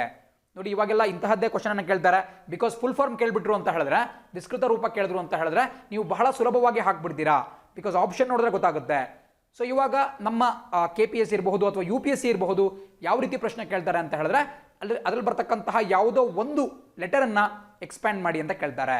ಸೊ ಇಲ್ಲಿ ಸ್ವದೇಶ್ ಅಥವಾ SWADES ಏನಿದೆ ಅಂತಹ ಒಂದು ಯೋಜನೆಯನ್ನು ಇತ್ತೀಚೆಗೆ ಪ್ರಾರಂಭ ಮಾಡಲಾಯಿತು. ಅದರಲ್ಲಿ ಡಿ ಅಂದರೆ ಏನು ಅಂತ ಕೇಳ್ತಾ ಇದ್ದಾರೆ. ಇದಕ್ಕೆ ಸರಿಯಾದಂಥ ಉತ್ತರ ಸ್ಕ್ರೀನ್ ಮೇಲೆ ನೋಡ್ತಾ ಇದ್ದೀರಾ, ಡೇಟಾಬೇಸ್ ಅಂತ ಆಗುತ್ತೆ. ಇದು ಕೂಡ ಬಹಳ ಪ್ರಮುಖವಾದಂತಹ ಒಂದು ಯೋಜನೆ. ಇತ್ತೀಚೆಗಷ್ಟೇ ವಂದೇ ಭಾರತ್ ಮಿಷನ್ ಅನ್ನು ನಮ್ಮ ಭಾರತೀಯ ನಾಗರಿಕ ವಿಮಾನ ಇಲಾಖೆ ಅಥವಾ ಸಿವಿಲ್ ಏವಿಯೇಷನ್ ಮಿನಿಸ್ಟ್ರಿ ಪ್ರಾರಂಭ ಮಾಡಿತು. ಅದಾದ ನಂತರ ಈ ಸ್ವದೇಶ್ ಅನ್ನುವಂತಹ ಒಂದು ಯೋಜನೆಯನ್ನು ನಮ್ಮ ಭಾರತೀಯ ಸರ್ಕಾರ ಜಾರಿಗೆ ತಂದಿದೆ. ಇದನ್ನು ಇತ್ತೀಚೆಗಷ್ಟೇ ಕೇಂದ್ರ ಸರ್ಕಾರ ಜಾರಿಗೆ ತಂದಿದೆ. So skilled work force arrival database for employment ಅನ್ನುವಂತಹ ಒಂದು ಫುಲ್ ಫಾರ್ಮ್ ಅನ್ನು ಹೊಂದಿದೆ. ಇದರ ಉದ್ದೇಶವನ್ನು ಕೂಡ ಬಹಳ ಇಂಪಾರ್ಟೆಂಟ್ ಆಗುತ್ತೆ. ಬಿಕಾಸ್ ಉದ್ದೇಶ ಏನಪ್ಪ ಅಂತ ಹೇಳಿದ್ರೆ, ಸ್ಕಿಲ್ ಅಥವಾ ಕೌಶಲ್ಯವನ್ನು ಹೊಂದಿರತಕ್ಕಂತಹ ಭಾರತೀಯ ಕಾರ್ಮಿಕರು ವಿದೇಶಗಳಿಂದ ವಾಪಸ್ ಆಗ್ತಾರೆ, ಅವರಿಗೆ ಸೂಕ್ತವಾದಂತಹ ಜಾಬ್ಸನ್ನು, ಉದ್ಯೋಗವನ್ನು ನಮ್ಮ ದೇಶದಲ್ಲೇ ಕೊಡಬೇಕು ಅಂತ ಒಂದು ಸರ್ಕಾರದ ಪ್ಲಾನ್. ಬಿಕಾಸ್ ಅದರಿಂದ ಬರ್ತಿರ್ತಕ್ಕಂತಹ ಸಾಕಷ್ಟು ಮಂದಿ ಎಕ್ಸ್ಪೀರಿಯನ್ಸನ್ನು ಹೊಂದಿರ್ತಾರೆ, ಸ್ಕಿಲ್ಲನ್ನು ಹೊಂದಿರ್ತಾರೆ, ಅಂದರೆ ಕೌಶಲ್ಯವನ್ನು ಹೊಂದಿರ್ತಾರೆ. ಸೊ ಅದನ್ನು ನಮ್ಮ ದೇಶದಲ್ಲಿ ಕೂಡ ಬಳಸ್ಕೋಬೇಕಾಗತ್ತೆ. ಸೊ ಹಾಗಾಗಿ ಯಾರಿಗಾದರೂ ಯಾವುದಾದ್ರೂ ಉದ್ದಿಮೆಗಳಿಗೆ ಇಂತಹ ಸ್ಕಿಲ್ಡ್ ವರ್ಕ್ ಫೋರ್ಸ್ ಬೇಕು ಅಂತ ಹೇಳಿದ್ರೆ ಅವರು ಈ ಒಂದು ಕಾಂಟ್ಯಾಕ್ಟ್ ಮಾಡ್ಬೋದು. ಇಲ್ಲ ಏನು ಮಾಡಲಾಗುತ್ತಪ್ಪ ಅಂತ ಹೇಳಿದ್ರೆ, ವಿದೇಶಗಳಿಂದ ಕಾರ್ಮಿಕರು ದೇಶವನ್ನು ಪ್ರವೇಶಿಸ್ತಾರೆ, ಅವರಿಗೆ ಏರ್ಪೋರ್ಟ್ಗಳಲ್ಲೇ ಆನ್ಲೈನ್ನಲ್ಲಿ ಈ ಸ್ವದೇಶ್ ಕಾರ್ಡನ್ನು ಕೊಡಲಾಗುತ್ತೆ. ಸೊ ಆ ಸ್ವದೇಶ್ ಕಾರ್ಡನ್ನು ಅವ್ರು ಇಟ್ಕೊಂಡ್ರು, ಸ್ವದೇಶ್ ಅನ್ನೋಕ್ಕಿಂತ ಸ್ವದೇಶ್ ಅಂತ ಹೇಳ್ಬೋದು, ಬಿಕಾಸ್ ಅಲ್ಲಿ ಕಾನ್ಸೆಪ್ಟ್ ಸಿಗ್ತಾ ಇಲ್ಲ. ಸೊ ಸ್ವದೇಶ್ ಕಾರ್ಡನ್ನು ಅವ್ರು ಇಟ್ಕೊಂಡ್ಬಿಟ್ಟು ಅವರು ತಮ್ಮ ಒಂದು ಮಾಹಿತಿಯನ್ನು ಅದರಲ್ಲಿ ಎಂಟರ್ ಮಾಡಬಹುದು. ಸೊ ಯಾವುದಾದ್ರೂ ಕಂಪನಿಗಳಿಗೆ ಅಥವಾ ಉದ್ದಿಮೆಗಳಿಗೆ ಇಂತಹ ಕಾರ್ಮಿಕರ ಅಗತ್ಯತೆ ಇತ್ತು ಅಂತ ಹೇಳಿದ್ರೆ ಅವ್ರನ್ನ ಕಾಂಟ್ಯಾಕ್ಟ್ ಮಾಡಿ ಅವರಿಗೆ ಉದ್ಯೋಗವನ್ನು ಕೂಡ ಕೊಡಬಹುದು. ಸೊ ಇದಕ್ಕೆ ಸರಿಯಾದಂಥ ಉತ್ತರ ನೋಡ್ತಾ ಇದ್ದೀರಾ ಸ್ಕ್ರೀನ್ ಮೇಲೆ, option B database. So database ಸರಿಯಾದಂಥ ಉತ್ತರ ಆಗಿರುತ್ತೆ. ಎಲ್ಲರೂ ಕೂಡ ನೋಟ್ ಡೌನ್ ಮಾಡ್ಕೊಳ್ತಾ ಮುಂದಕ್ಕೆ ಹೋಗೋಣ. ಇದೇ ರೀತಿ ಮುಂದಿನ ಸುದ್ದಿ ಹೇಳುತ್ತೆ, 5ನೇ ಪ್ರಶ್ನೆ, ಏಷ್ಯಾ ಯೂನಿವರ್ಸಿಟಿ ರ್ಯಾಂಕಿಂಗ್ಸ್ ಪ್ರಕಾರ ಭಾರತದ ಯಾವ ವಿಶ್ವವಿದ್ಯಾಲಯವು ಮೊದಲನೇ ಸ್ಥಾನದಲ್ಲಿದೆ? ನೋಡಿ, ಇದು ಕೂಡ ಇತ್ತೀಚೆಗಷ್ಟೇ ರಿಲೀಸ್ ಆದಂತಹ ಒಂದು ಪ್ರತಿಷ್ಠಿತ ರ್ಯಾಂಕಿಂಗ್ ರಿಪೋರ್ಟ್. ಸೊ ಇದನ್ನು ರಿಲೀಸ್ ಮಾಡಿರೋದು ಯಾರು ಅನ್ನೋದು ಕೂಡ ಬಹಳ ಇಂಪಾರ್ಟೆಂಟ್ ಆಗುತ್ತೆ. ಕೆಲವು ಬಾರಿ ಪ್ರಶ್ನೆಗಳನ್ನು ಕೂಡ ಕೇಳ್ತಾರೆ. THE ಅಥವಾ ದ ಅನ್ನುವಂತಹ ಸಂಸ್ಥೆ ಇದನ್ನು ರಿಲೀಸ್ ಮಾಡಿದೆ. ದ ಹೈಯರ್ ಎಜುಕೇಷನ್ ಅನ್ನುವಂತಹ ದ ಅನ್ನುವಂತಹ ಒಂದು ಸಂಸ್ಥೆ. ಸೊ ದಾನ ಫುಲ್ ಫಾರ್ಮ್ ಕೂಡ ಇಂಪಾರ್ಟೆಂಟ್ ಆಗುತ್ತೆ. ದ ಅಂತ ಹೇಳಿದ್ರೆ ಟೈಮ್ಸ್ ಹೈಯರ್ ಎಜುಕೇಷನ್, ಟಿ ಅಂತ ಹೇಳಿದ್ರೆ ಟೈಮ್ಸ್, ಹೆಚ್ ಅಂದರೆ ಹೈಯರ್, ಇ ಅಂತ ಹೇಳಿದ್ರೆ ಎಜುಕೇಷನ್. ಸೊ ಇದೊಂದು ಬ್ರಿಟಿಷ್ ಮೂಲದ ಸಂಸ್ಥೆ ಆಗಿದೆ, ಬ್ರಿಟನ್ನ ಸಂಸ್ಥೆ. ಸೊ ಇವರು ಇತ್ತೀಚೆಗಷ್ಟೇ ರಿಲೀಸ್ ಮಾಡಿರತಕ್ಕಂತಹ ರ್ಯಾಂಕಿಂಗ್ನಲ್ಲಿ ಭಾರತದ ಯಾವ ವಿಶ್ವವಿದ್ಯಾಲಯ ಮೊದಲನೇ ಸ್ಥಾನದಲ್ಲಿದೆ ಅಂತ ಕೇಳ್ತಿದ್ದಾರೆ. ಸೊ ಟೈಮ್ಸ್ ಹೈಯರ್ ಎಜುಕೇಷನ್ ಅನ್ನುವಂತಹ ಒಂದು ಸಂಸ್ಥೆ. ಇದಕ್ಕೆ ಸರಿಯಾದಂಥ ಉತ್ತರ ಸ್ಕ್ರೀನ್ ಮೇಲೆ ನೋಡ್ತಾ ಇದ್ದೀರಾ.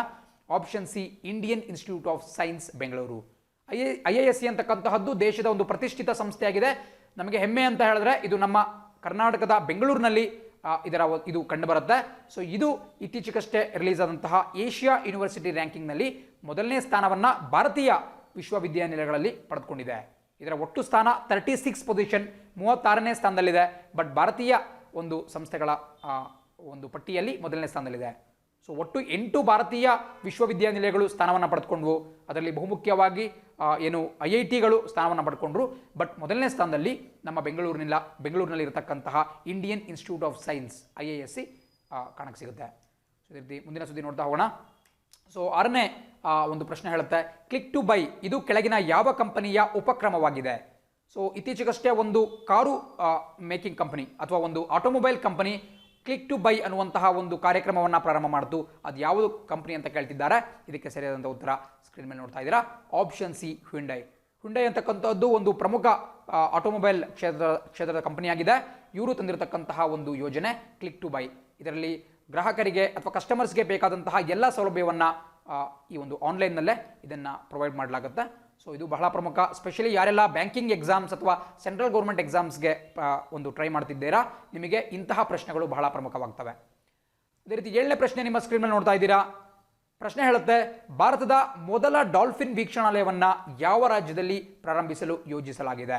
ಇದು ಕೂಡ ಅತ್ಯಂತ ಪ್ರಮುಖವಾದಂತಹ ಸುದ್ದಿ. ಬಿಕಾಸ್ ನಮ್ಮ ದೇಶದ ಏಕೈಕ ಡಾಲ್ಫಿನ್ ಸ್ಯಾಂಕ್ಚುರಿ ಅಥವಾ ಡಾಲ್ಫಿನ್ ರಕ್ಷಿತ ಪ್ರದೇಶ ನಮ್ಮ ದೇಶದಲ್ಲಿ ಕಂಡು ಬರುತ್ತೆ. ಅದು ಯಾವುದು ಅಂತ ಕೇಳ್ತಿದ್ದಾರೆ. Option B Bihar. ನೋಡಿ, ಇದು ಬಹಳ ಪ್ರಮುಖವಾಗಿರತಕ್ಕಂಥ ಒಂದು ಸುದ್ದಿ. ಬಿಕಾಸ್ ಬಿಹಾರದಲ್ಲಿ ವಿಕ್ರಮ್ಶಿಲಾ ಡಾಲ್ಫಿನ್ ಸಂರಕ್ಷಣಾಲಯ ಕಂಡು ಬರುತ್ತೆ. ವಿಕ್ರಮ್ಶಿಲಾ ಅಂದ ತಕ್ಷಣ ನಿಮಗೆ ಇತಿಹಾಸ ಕೂಡ ನೆನಪಾಗಬೇಕು. ಬಿಕಾಸ್ ಅಂದಿನ ಕಾಲದಲ್ಲಿ ಭಾರತದ 3 ಪುರಾತನ ವಿಶ್ವವಿದ್ಯಾನಿಲಯಗಳಲ್ಲಿ ಒಂದು ಈ ವಿಕ್ರಮ್ಶಿಲಾ. ಪಾಲ ರಾಜಮನೆತನದ ಸಮಯದಲ್ಲಿ ಇದನ್ನು ಕಟ್ಟಿಸಲಾಗಿತ್ತು. ಸೊ ಇದಕ್ಕೆ ಸರಿಯಾದಂಥ ಉತ್ತರ ಬಿಹಾರ್ ಆಗುತ್ತೆ. ಆ್ಯಂಡ್ ನಾನಾಗಲೇ ಹೇಳಿದಂಗೆ ಅತ್ಯಂತ ಪುರಾತನ 3 ವಿಶ್ವವಿದ್ಯಾನಿಲಯಗಳು ಯಾವುದು ಅಂತ ಹೇಳಿದ್ರೆ ತಕ್ಷಶಿಲಾ ಬರುತ್ತೆ. ಅದೇ ರೀತಿ ಬಿಹಾರದ ನಳಂದ ಮತ್ತು ಬಿಹಾರದಲ್ಲೇ ಕಂಡು ಬರ್ತಕ್ಕಂತಹ ವಿಕ್ರಮ್ಶಿಲಾ ವಿಶ್ವವಿದ್ಯಾನಿಲಯ. ಸೊ ಇದು ಕೂಡ ಬಹಳ ಇಂಪಾರ್ಟೆಂಟ್. ಬಿಕಾಸ್ ಧರ್ಮಪಾಲ ರಾಜ ಇದನ್ನು ಕಟ್ಟಿಸಿರ್ತಾನೆ. ಅದು ಕೂಡ ಬಹಳ ಪ್ರಮುಖವಾಗಿರುತ್ತೆ. ಬಟ್ ಈಗ ಆ ಪ್ರದೇಶದಲ್ಲಿ ನಿಮಗೆ ವಿಕ್ರಮ್ಶಿಲಾ ಡಾಲ್ಫಿನ್ ಸ್ಯಾಂಕ್ಚುರಿ ಕಂಡು ಬರುತ್ತೆ. ಈಗ ಅಲ್ಲಿ ಡಾಲ್ಫಿನ್ ಅಬ್ಸರ್ವೇಟರಿ ಅಥವಾ ಡಾಲ್ಫಿನ್ ವೀಕ್ಷಣಾಲಯವನ್ನು ಕೂಡ ಮಾಡಿದ್ದಾರೆ. ಒಂದು ಮಾತು ನೆನಪಿಟ್ಕೊಳ್ಳಿ, ಗ್ಯಾಂಜೆಟಿಕ್ ಡಾಲ್ಫಿನ್ ಅಥವಾ ಗಂಗಾ ನದಿಯ ಡಾಲ್ಫಿನ್ಗಳು ನಮ್ಮ ಭಾರತದ ಜಲಚರ ಪ್ರಾಣಿಗಳು. ಅಂದರೆ ಇಂಡಿಯಾಸ್ ಅಕ್ವಾಟಿಕ್ ಅನಿಮಲ್ ಅಂತ ಕರಿತೀವಿ. ಯಾವ ರೀತಿ ನಮ್ಮ ದೇಶದ ವೃಕ್ಷ, ದೇಶದ ಒಂದು ಹಣ್ಣು, ಅದೇ ರೀತಿ ದೇಶದ ಬೇರೆ ಬೇರೆ ಫ್ಲಾಗ್ ಇರಬಹುದು, ರಾಷ್ಟ್ರಗೀತೆ ಇರಬಹುದು, ಅವುಗಳ ಪಟ್ಟಿಯಲ್ಲಿ ದೇಶದ ಜಲಚರ ಪ್ರಾಣಿ ಯಾವುದು ಅಂತ ಕೇಳಿದ್ರೆ ಖಂಡಿತವಾಗಿ ಗಂಗಾ ನದಿಯ ಡಾಲ್ಫಿನ್. ಸೊ ಇವುಗಳಿಗೆ ಸಂಬಂಧಪಟ್ಟಂತೆ ಬಿಹಾರದಲ್ಲಿ ಬರುವಂತಹ ವಿಕ್ರಮ್ಶಿಲಾ ಅನ್ನುವ ಒಂದು ಸ್ಯಾಂಕ್ಚುರಿಯನ್ನು ಪ್ರಾರಂಭ ಮಾಡಲಾಗಿತ್ತು. ಅಲ್ಲಿ ಈಗ ಒಂದು ಡಾಲ್ಫಿನ್ ಸ್ಯಾಂಕ್ಚುರಿಯನ್ನು ಕೂಡ ಆರಂಭಿಸಲಾಗ್ತಾ ಇದೆ. ಡಾಲ್ಫಿನ್ ವೀಕ್ಷಣಾಲಯ ಅಥವಾ ಡಾಲ್ಫಿನ್ ಅಬ್ಸರ್ವೇಟರಿ ಅಂತ ಕರಿಬಹುದು. ಆ್ಯಂಡ್ ಇದು ಕೂಡ ಪರೀಕ್ಷಾ ದೃಷ್ಟಿಯಿಂದ ಪ್ರಮುಖವಾಗಿರುತ್ತೆ. ಇದು ಗಂಗಾ ನದಿಯಲ್ಲೇ ಕಂಡುಬರುತ್ತೆ. ಗಂಗಾ ನದಿಯ ಒಂದು ಸ್ಟ್ರೆಚ್. ಆ್ಯಂಡ್ ಇದು ಬಿಹಾರದ ಬಾಗಲ್ಪುರ್ ಅನ್ನುವಂತಹ ಜಿಲ್ಲೆಯಲ್ಲಿ ಕಂಡುಬರುತ್ತೆ. Bhagalpur district of Bihar. ಇದು ಕೂಡ ಪರೀಕ್ಷಾ ದೃಷ್ಟಿಯಿಂದ ಬಹಳ ಪ್ರಮುಖವಾಗಿರುತ್ತೆ. ಎಲ್ಲರೂ ಕೂಡ ನೋಟ್ ಡೌನ್ ಮಾಡ್ಕೊಳ್ತಾ ಮುಂದಕ್ಕೆ ಹೋಗೋಣ. ಆ್ಯಂಡ್ ಮುಂದಿನ ಒಂದು ಸ್ಲೈಡ್ನಲ್ಲಿ ನಾನು ಈ ನಮ್ಮ ನ್ಯಾಷನಲ್ ವಾಟರ್ವೇಯ ಒಂದು ಇದನ್ನು ಇನ್ಕ್ಲೂಡ್ ಮಾಡ್ಕೊಂಡಿದ್ದೇನೆ. ಬಿಕಾಸ್ ಈ ವಿಕ್ರಮ್ಶಿಲಾ ಡಾಲ್ಫಿನ್ ವೀಕ್ಷಣಾಲಯ ಏನಿದೆ ಅದರ ಮೂಲಕವೇ ನಮ್ಮ ದೇಶದ ಮೊಟ್ಟ ಮೊದಲ ವಾಟರ್ವೇ ನಾವು ನ್ಯಾಷನಲ್ ಹೈವೇ ನೋಡ್ತಿದ್ವಿ, ರಾಷ್ಟ್ರೀಯ ಹೆದ್ದಾರಿ, ಬಟ್ ಅದೇ ರೀತಿ ರಾಷ್ಟ್ರೀಯ ಜಲ ಒಂದು ವೇ ಇದೆ ಕೂಡ, ವಾಟರ್ ವೇ ಇದೆ, ಅದು ಕೂಡ ಇದರ ಮೇಲೆ ಹಾದು ಹೋಗುತ್ತೆ. ಸೊ ನಿಮ್ಮ ಸ್ಕ್ರೀನ್ ಮೇಲೆ ನೋಡ್ತಾ ಇದ್ದೀರಾ ಯಾವ ರೀತಿ ಇದು ಪಶ್ಚಿಮ ಬಂಗಾಳದ ಹಲ್ದಿಯಾ ಅನ್ನುವಂತಹ ಪ್ರದೇಶದಿಂದ ಹಾದು ಹೋಗ್ಬಿಟ್ಟು ಉತ್ತರ ಪ್ರದೇಶದ ಅಲಹಾಬಾದ್ವರೆಗೂ ತೆರಳುತ್ತೆ. ಸೊ ಇದನ್ನ ನಮ್ಮ ನ್ಯಾಷನಲ್ ವಾಟರ್ ವೇ 1 ಅಂತ ಕರಿತೀವಿ. ಗಂಗಾ, ಭಾಗೀರಥಿ, ಹೂಗ್ಲಿ ರಿವರ್ ಸಿಸ್ಟಮ್ ಈ ನದಿಗಳಲ್ಲಿ ಇದು ಕಂಡು ಬರುತ್ತೆ. ಸೊ ಅದು ಈ ಪಾಟ್ನಾ ಬಳಿ ಸಂಚರಿಸುವಂತಹ ಸಂದರ್ಭದಲ್ಲಿ ವಿಕ್ರಮಶಿಲಾ ಡಾಲ್ಫಿನ್ ವೀಕ್ಷಣಾಲಯವನ್ನು ಕೂಡ ಹಾದು ಹೋಗುತ್ತೆ. ಇದು ಕೂಡ ಇಂಪಾರ್ಟೆಂಟ್. ಅಂಡ್ ಬಹಳಷ್ಟು ಜನ ಥಿಂಕ್ ಮಾಡಬಹುದು ಇದು ಬೇರೆ ಬೇರೆ ರೀತಿಯ ಹುಲಿ ಸಂರಕ್ಷಿತ ಅರಣ್ಯದ ರೀತಿ ಇರುತ್ತೆ ಅಂತೇಳಿ. ಖಂಡಿತ ಅಲ್ಲ. ಡಾಲ್ಫಿನ್ಗಳು ಜಲಚರ ಪ್ರಾಣಿಗಳಾಗಿರುವಂತಹ ಕಾರಣದಿಂದ ಇದು ಸಿಂಪ್ಲಿ ಒಂದು ನದಿ ಅಷ್ಟೇ, ಬಟ್ ಆ ನದಿಯಲ್ಲಿ ಸಂರಕ್ಷಣಾ ಕ್ರಮಗಳನ್ನು ಕೈಗೊಳ್ಳಲಾಗುತ್ತೆ ಈ ಡಾಲ್ಫಿನ್ಗಳಿಗೋಸ್ಕರ. ಸೊ ಪರೀಕ್ಷೆ ದೃಷ್ಟಿಯಿಂದ ಬಹಳ ಇಂಪಾರ್ಟೆಂಟ್. ವಿಕ್ರಮಶಿಲಾ ನಮಗೆ ನೆನಪಿರಬೇಕಾಗುತ್ತೆ. ಇದು ಇತಿಹಾಸದಲ್ಲಿ ಕೂಡ ಬಹಳ ಪ್ರಮುಖವಾದಂತಹ ಸ್ಥಾನವನ್ನು ಹೊಂದಿದೆ. ಅದೇ ರೀತಿ 8ನೇ ಪ್ರಶ್ನೆ ನೋಡ್ತಾ ಇದ್ದೀರಾ. ಗ್ಲೋಬಲ್ ಎಕನಾಮಿಕ್ಸ್ ಪ್ರಾಸ್ಪೆಕ್ಟ್ಸ್ ರಿಪೋರ್ಟನ್ನು ಈ ಕೆಳಗಿನ ಯಾವ ಸಂಸ್ಥೆ ಬಿಡುಗಡೆ ಮಾಡಿದೆ? ಇತ್ತೀಚೆಗಷ್ಟೇ ಈ ಒಂದು ರಿಪೋರ್ಟನ್ನು ವರ್ಷಕ್ಕೆ 2 ಬಾರಿ ರಿಲೀಸ್ ಮಾಡಲಾಗುತ್ತೆ, ಜನವರಿ ಮತ್ತು ಜೂನ್ ತಿಂಗಳಿನಲ್ಲಿ. ಈ ತಿಂಗಳಿನಲ್ಲಿ ಕೂಡ ಇದನ್ನು ರಿಲೀಸ್ ಮಾಡಲಾಗಿದೆ. ಗ್ಲೋಬಲ್ ಎಕನಾಮಿಕ್ ಪ್ರಾಸ್ಪೆಕ್ಟ್ ಅಂದರೆ ಈ ಬಾರಿ ನಮ್ಮ ಜಾಗತಿಕ ಆರ್ಥಿಕ ಸ್ಥಿತಿ ಯಾವ ರೀತಿ ಇದೆ ಅನ್ನೋದನ್ನ ಈ ಒಂದು ರಿಪೋರ್ಟಲ್ಲಿ ವರದಿಯಲ್ಲಿ ಕೊಡಲಾಗುತ್ತೆ. ಇದನ್ನ ಪ್ರತಿ ವರ್ಷ ಯಾವ ಸಂಸ್ಥೆ ಬಿಡುಗಡೆ ಮಾಡುತ್ತೆ ಅಂತ ಕೇಳ್ತಿದ್ದಾರೆ. ಇದಕ್ಕೆ ಆನ್ಸರ್ ಬಹಳ ಸುಲಭ, ನಿಮ್ಮ ಸ್ಕ್ರೀನ್ ಮೇಲೆ ನೋಡ್ತಿದ್ದೀರಾ. Option C, world bank. So ವಿಶ್ವ ಬ್ಯಾಂಕ್ ಏನಿದೆ ಅವರು ಈ ಗ್ಲೋಬಲ್ ಎಕನಾಮಿಕ್ ಪ್ರಾಸ್ಪೆಕ್ಟ್ಸ್ ಅನ್ನುವಂತಹ ವರದಿಯನ್ನು ಮಂಡಿಸ್ತಾರೆ.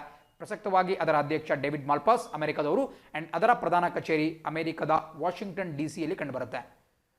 ಅದೇ ರೀತಿ 9ನೇ ಪ್ರಶ್ನೆಯನ್ನು ನೋಡ್ತಾ ಇದ್ದೀರಾ. ಯಾವ ಕೇಂದ್ರಾಡಳಿತ ಪ್ರದೇಶದ ಲೆಫ್ಟಿನೆಂಟ್ ಗವರ್ನರ್ ಸರ್ಕಾರಿ ನೌಕರರಿಗಾಗಿ ಸ್ಯಾಲರಿ ಟ್ರ್ಯಾಕರ್ ಮೊಬೈಲ್ ಅಪ್ಲಿಕೇಶನ್ ಮೇರಾ ವತನ್ ಅನ್ನ ಪ್ರಾರಂಭಿಸಿದ್ದಾರೆ? ನೋಡಿ, ಇತ್ತೀಚೆಗಷ್ಟೇ ಒಂದು ಕೇಂದ್ರಾಡಳಿತ ಪ್ರದೇಶದ ಗವರ್ನರ್ ಜನರಲ್ GC ಮರ್ಮು ಅವರು, ಗಿರೀಶ್ ಚಂದ್ರ ಮುರ್ಮು ಅವರು ಮೇರಾ ವೇತನ್ ಅನ್ನುವಂತಹ ಒಂದು ಆ್ಯಪ್ ಅನ್ನು ರಿಲೀಸ್ ಮಾಡಿದ್ದಾರೆ. ವೇತನ್ ಅಂತ ಹೇಳಿದ್ರೇನು? ನಮ್ಮ ಕನ್ನಡದಲ್ಲೂ ಕೂಡ ವೇತನ ಅಂತ ಹೇಳಿದ್ರೆ ಸಂಬಳ ಅಂತ ಹೇಳಿ. ಸೊ ಆ ಸಂಬಳವನ್ನು ಟ್ರ್ಯಾಕ್ ಮಾಡುವಂತಹ ಉದ್ದೇಶದಿಂದ ಮೇರಾ ವೇತನ್ ಅನ್ನುವಂತಹ ಒಂದು ಮೊಬೈಲ್ ಅಪ್ಲಿಕೇಶನ್ ಅನ್ನು ಜಾರಿಗೊಳಿಸಿದ್ದಾರೆ. ಸೊ ಅವರ ಹೆಸರನ್ನು ಹೇಳಿದಾಗ ನಿಮಗೆ ಗೊತ್ತಾಗಿರಬೇಕು, ಬಿಕಾಸ್ ಗಿರೀಶ್ ಚಂದ್ರ ಮುರ್ಮು ಅವರು ಯಾವ ಕೇಂದ್ರಾಡಳಿತ ಪ್ರದೇಶದ ಲೆಫ್ಟಿನೆಂಟ್ ಗವರ್ನರ್ ಅಂತ ಹೇಳಿದ್ರೆ ಆಪ್ಷನ್ ಬಿ, ಜಮ್ಮು ಮತ್ತು ಕಾಶ್ಮೀರ. ಅದಕ್ಕೆ ಸರಿಯಾದಂಥ ಉತ್ತರ ಜಮ್ಮು ಮತ್ತು ಕಾಶ್ಮೀರ ಆಗಿರುತ್ತೆ. ಮೇರಾ ವೇತನ್ ಆ್ಯಪ್ ಅದ್ರ ಬಗ್ಗೆ ಕೂಡ ತಿಳ್ಕೊಂಡಿರಬೇಕಾಗುತ್ತೆ. ಅಂಡ್ ಈಗ ನಿಮ್ಮ ಸ್ಕ್ರೀನ್ ಮೇಲೆ 10 ಮತ್ತು ಕೊನೆಯ ಒಂದು ಪ್ರಶ್ನೆಯನ್ನು ನೋಡ್ತಾ ಇದ್ದೀರಾ. ಕೊಂಡ ಪೋಚಮ್ಮ ಜಲಾಶಯ ಯಾವ ರಾಜ್ಯದಲ್ಲಿದೆ?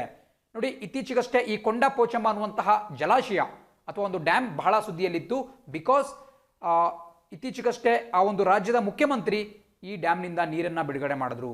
ಸೊ ಇದು ಯಾವ ರಾಜ್ಯಕ್ಕೆ ಸಂಬಂಧಿಸಿದೆ ಅಂತ ಹೇಳಿದ್ರೆ ನಿಮ್ಮ ಸ್ಕ್ರೀನ್ ಮೇಲೆ ನೋಡ್ತಾ ಇದ್ದೀರಾ. Option B, Telangana.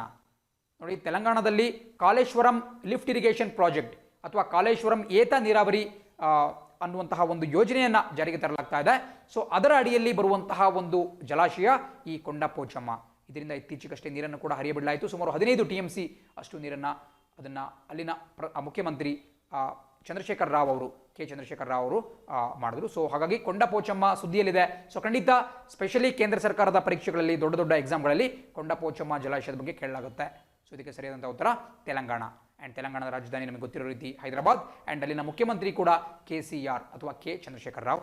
ಆ್ಯಂಡ್ ಇದರೊಂದಿಗೆ ಇವತ್ತಿನ ದಿನಪತ್ರಿಕೆಗಳ ವಿಶ್ಲೇಷಣೆ ಮುಕ್ತಾಯ ಆಗುತ್ತೆ. ನಾಳೆ ಇದೇ ಸಮಯಕ್ಕೆ ನಿಮ್ಮನ್ನು ಮತ್ತೆ ಭೇಟಿ ಮಾಡ್ತೀನಿ. ವಿಡಿಯೋ ಇಷ್ಟ ಆಗಿತ್ತು ಅಂತ ಹೇಳಿದ್ರೆ ಲೈಕ್ ಮಾಡಿ, ಕಮೆಂಟ್ ಮಾಡಿ, ಶೇರ್ ಮತ್ತು ಸಬ್ಸ್ಕ್ರೈಬ್ ಮಾಡೋದನ್ನ ಮರಿಬೇಡಿ. Thanks for watching the video. See you on the flip side. Jai Hind.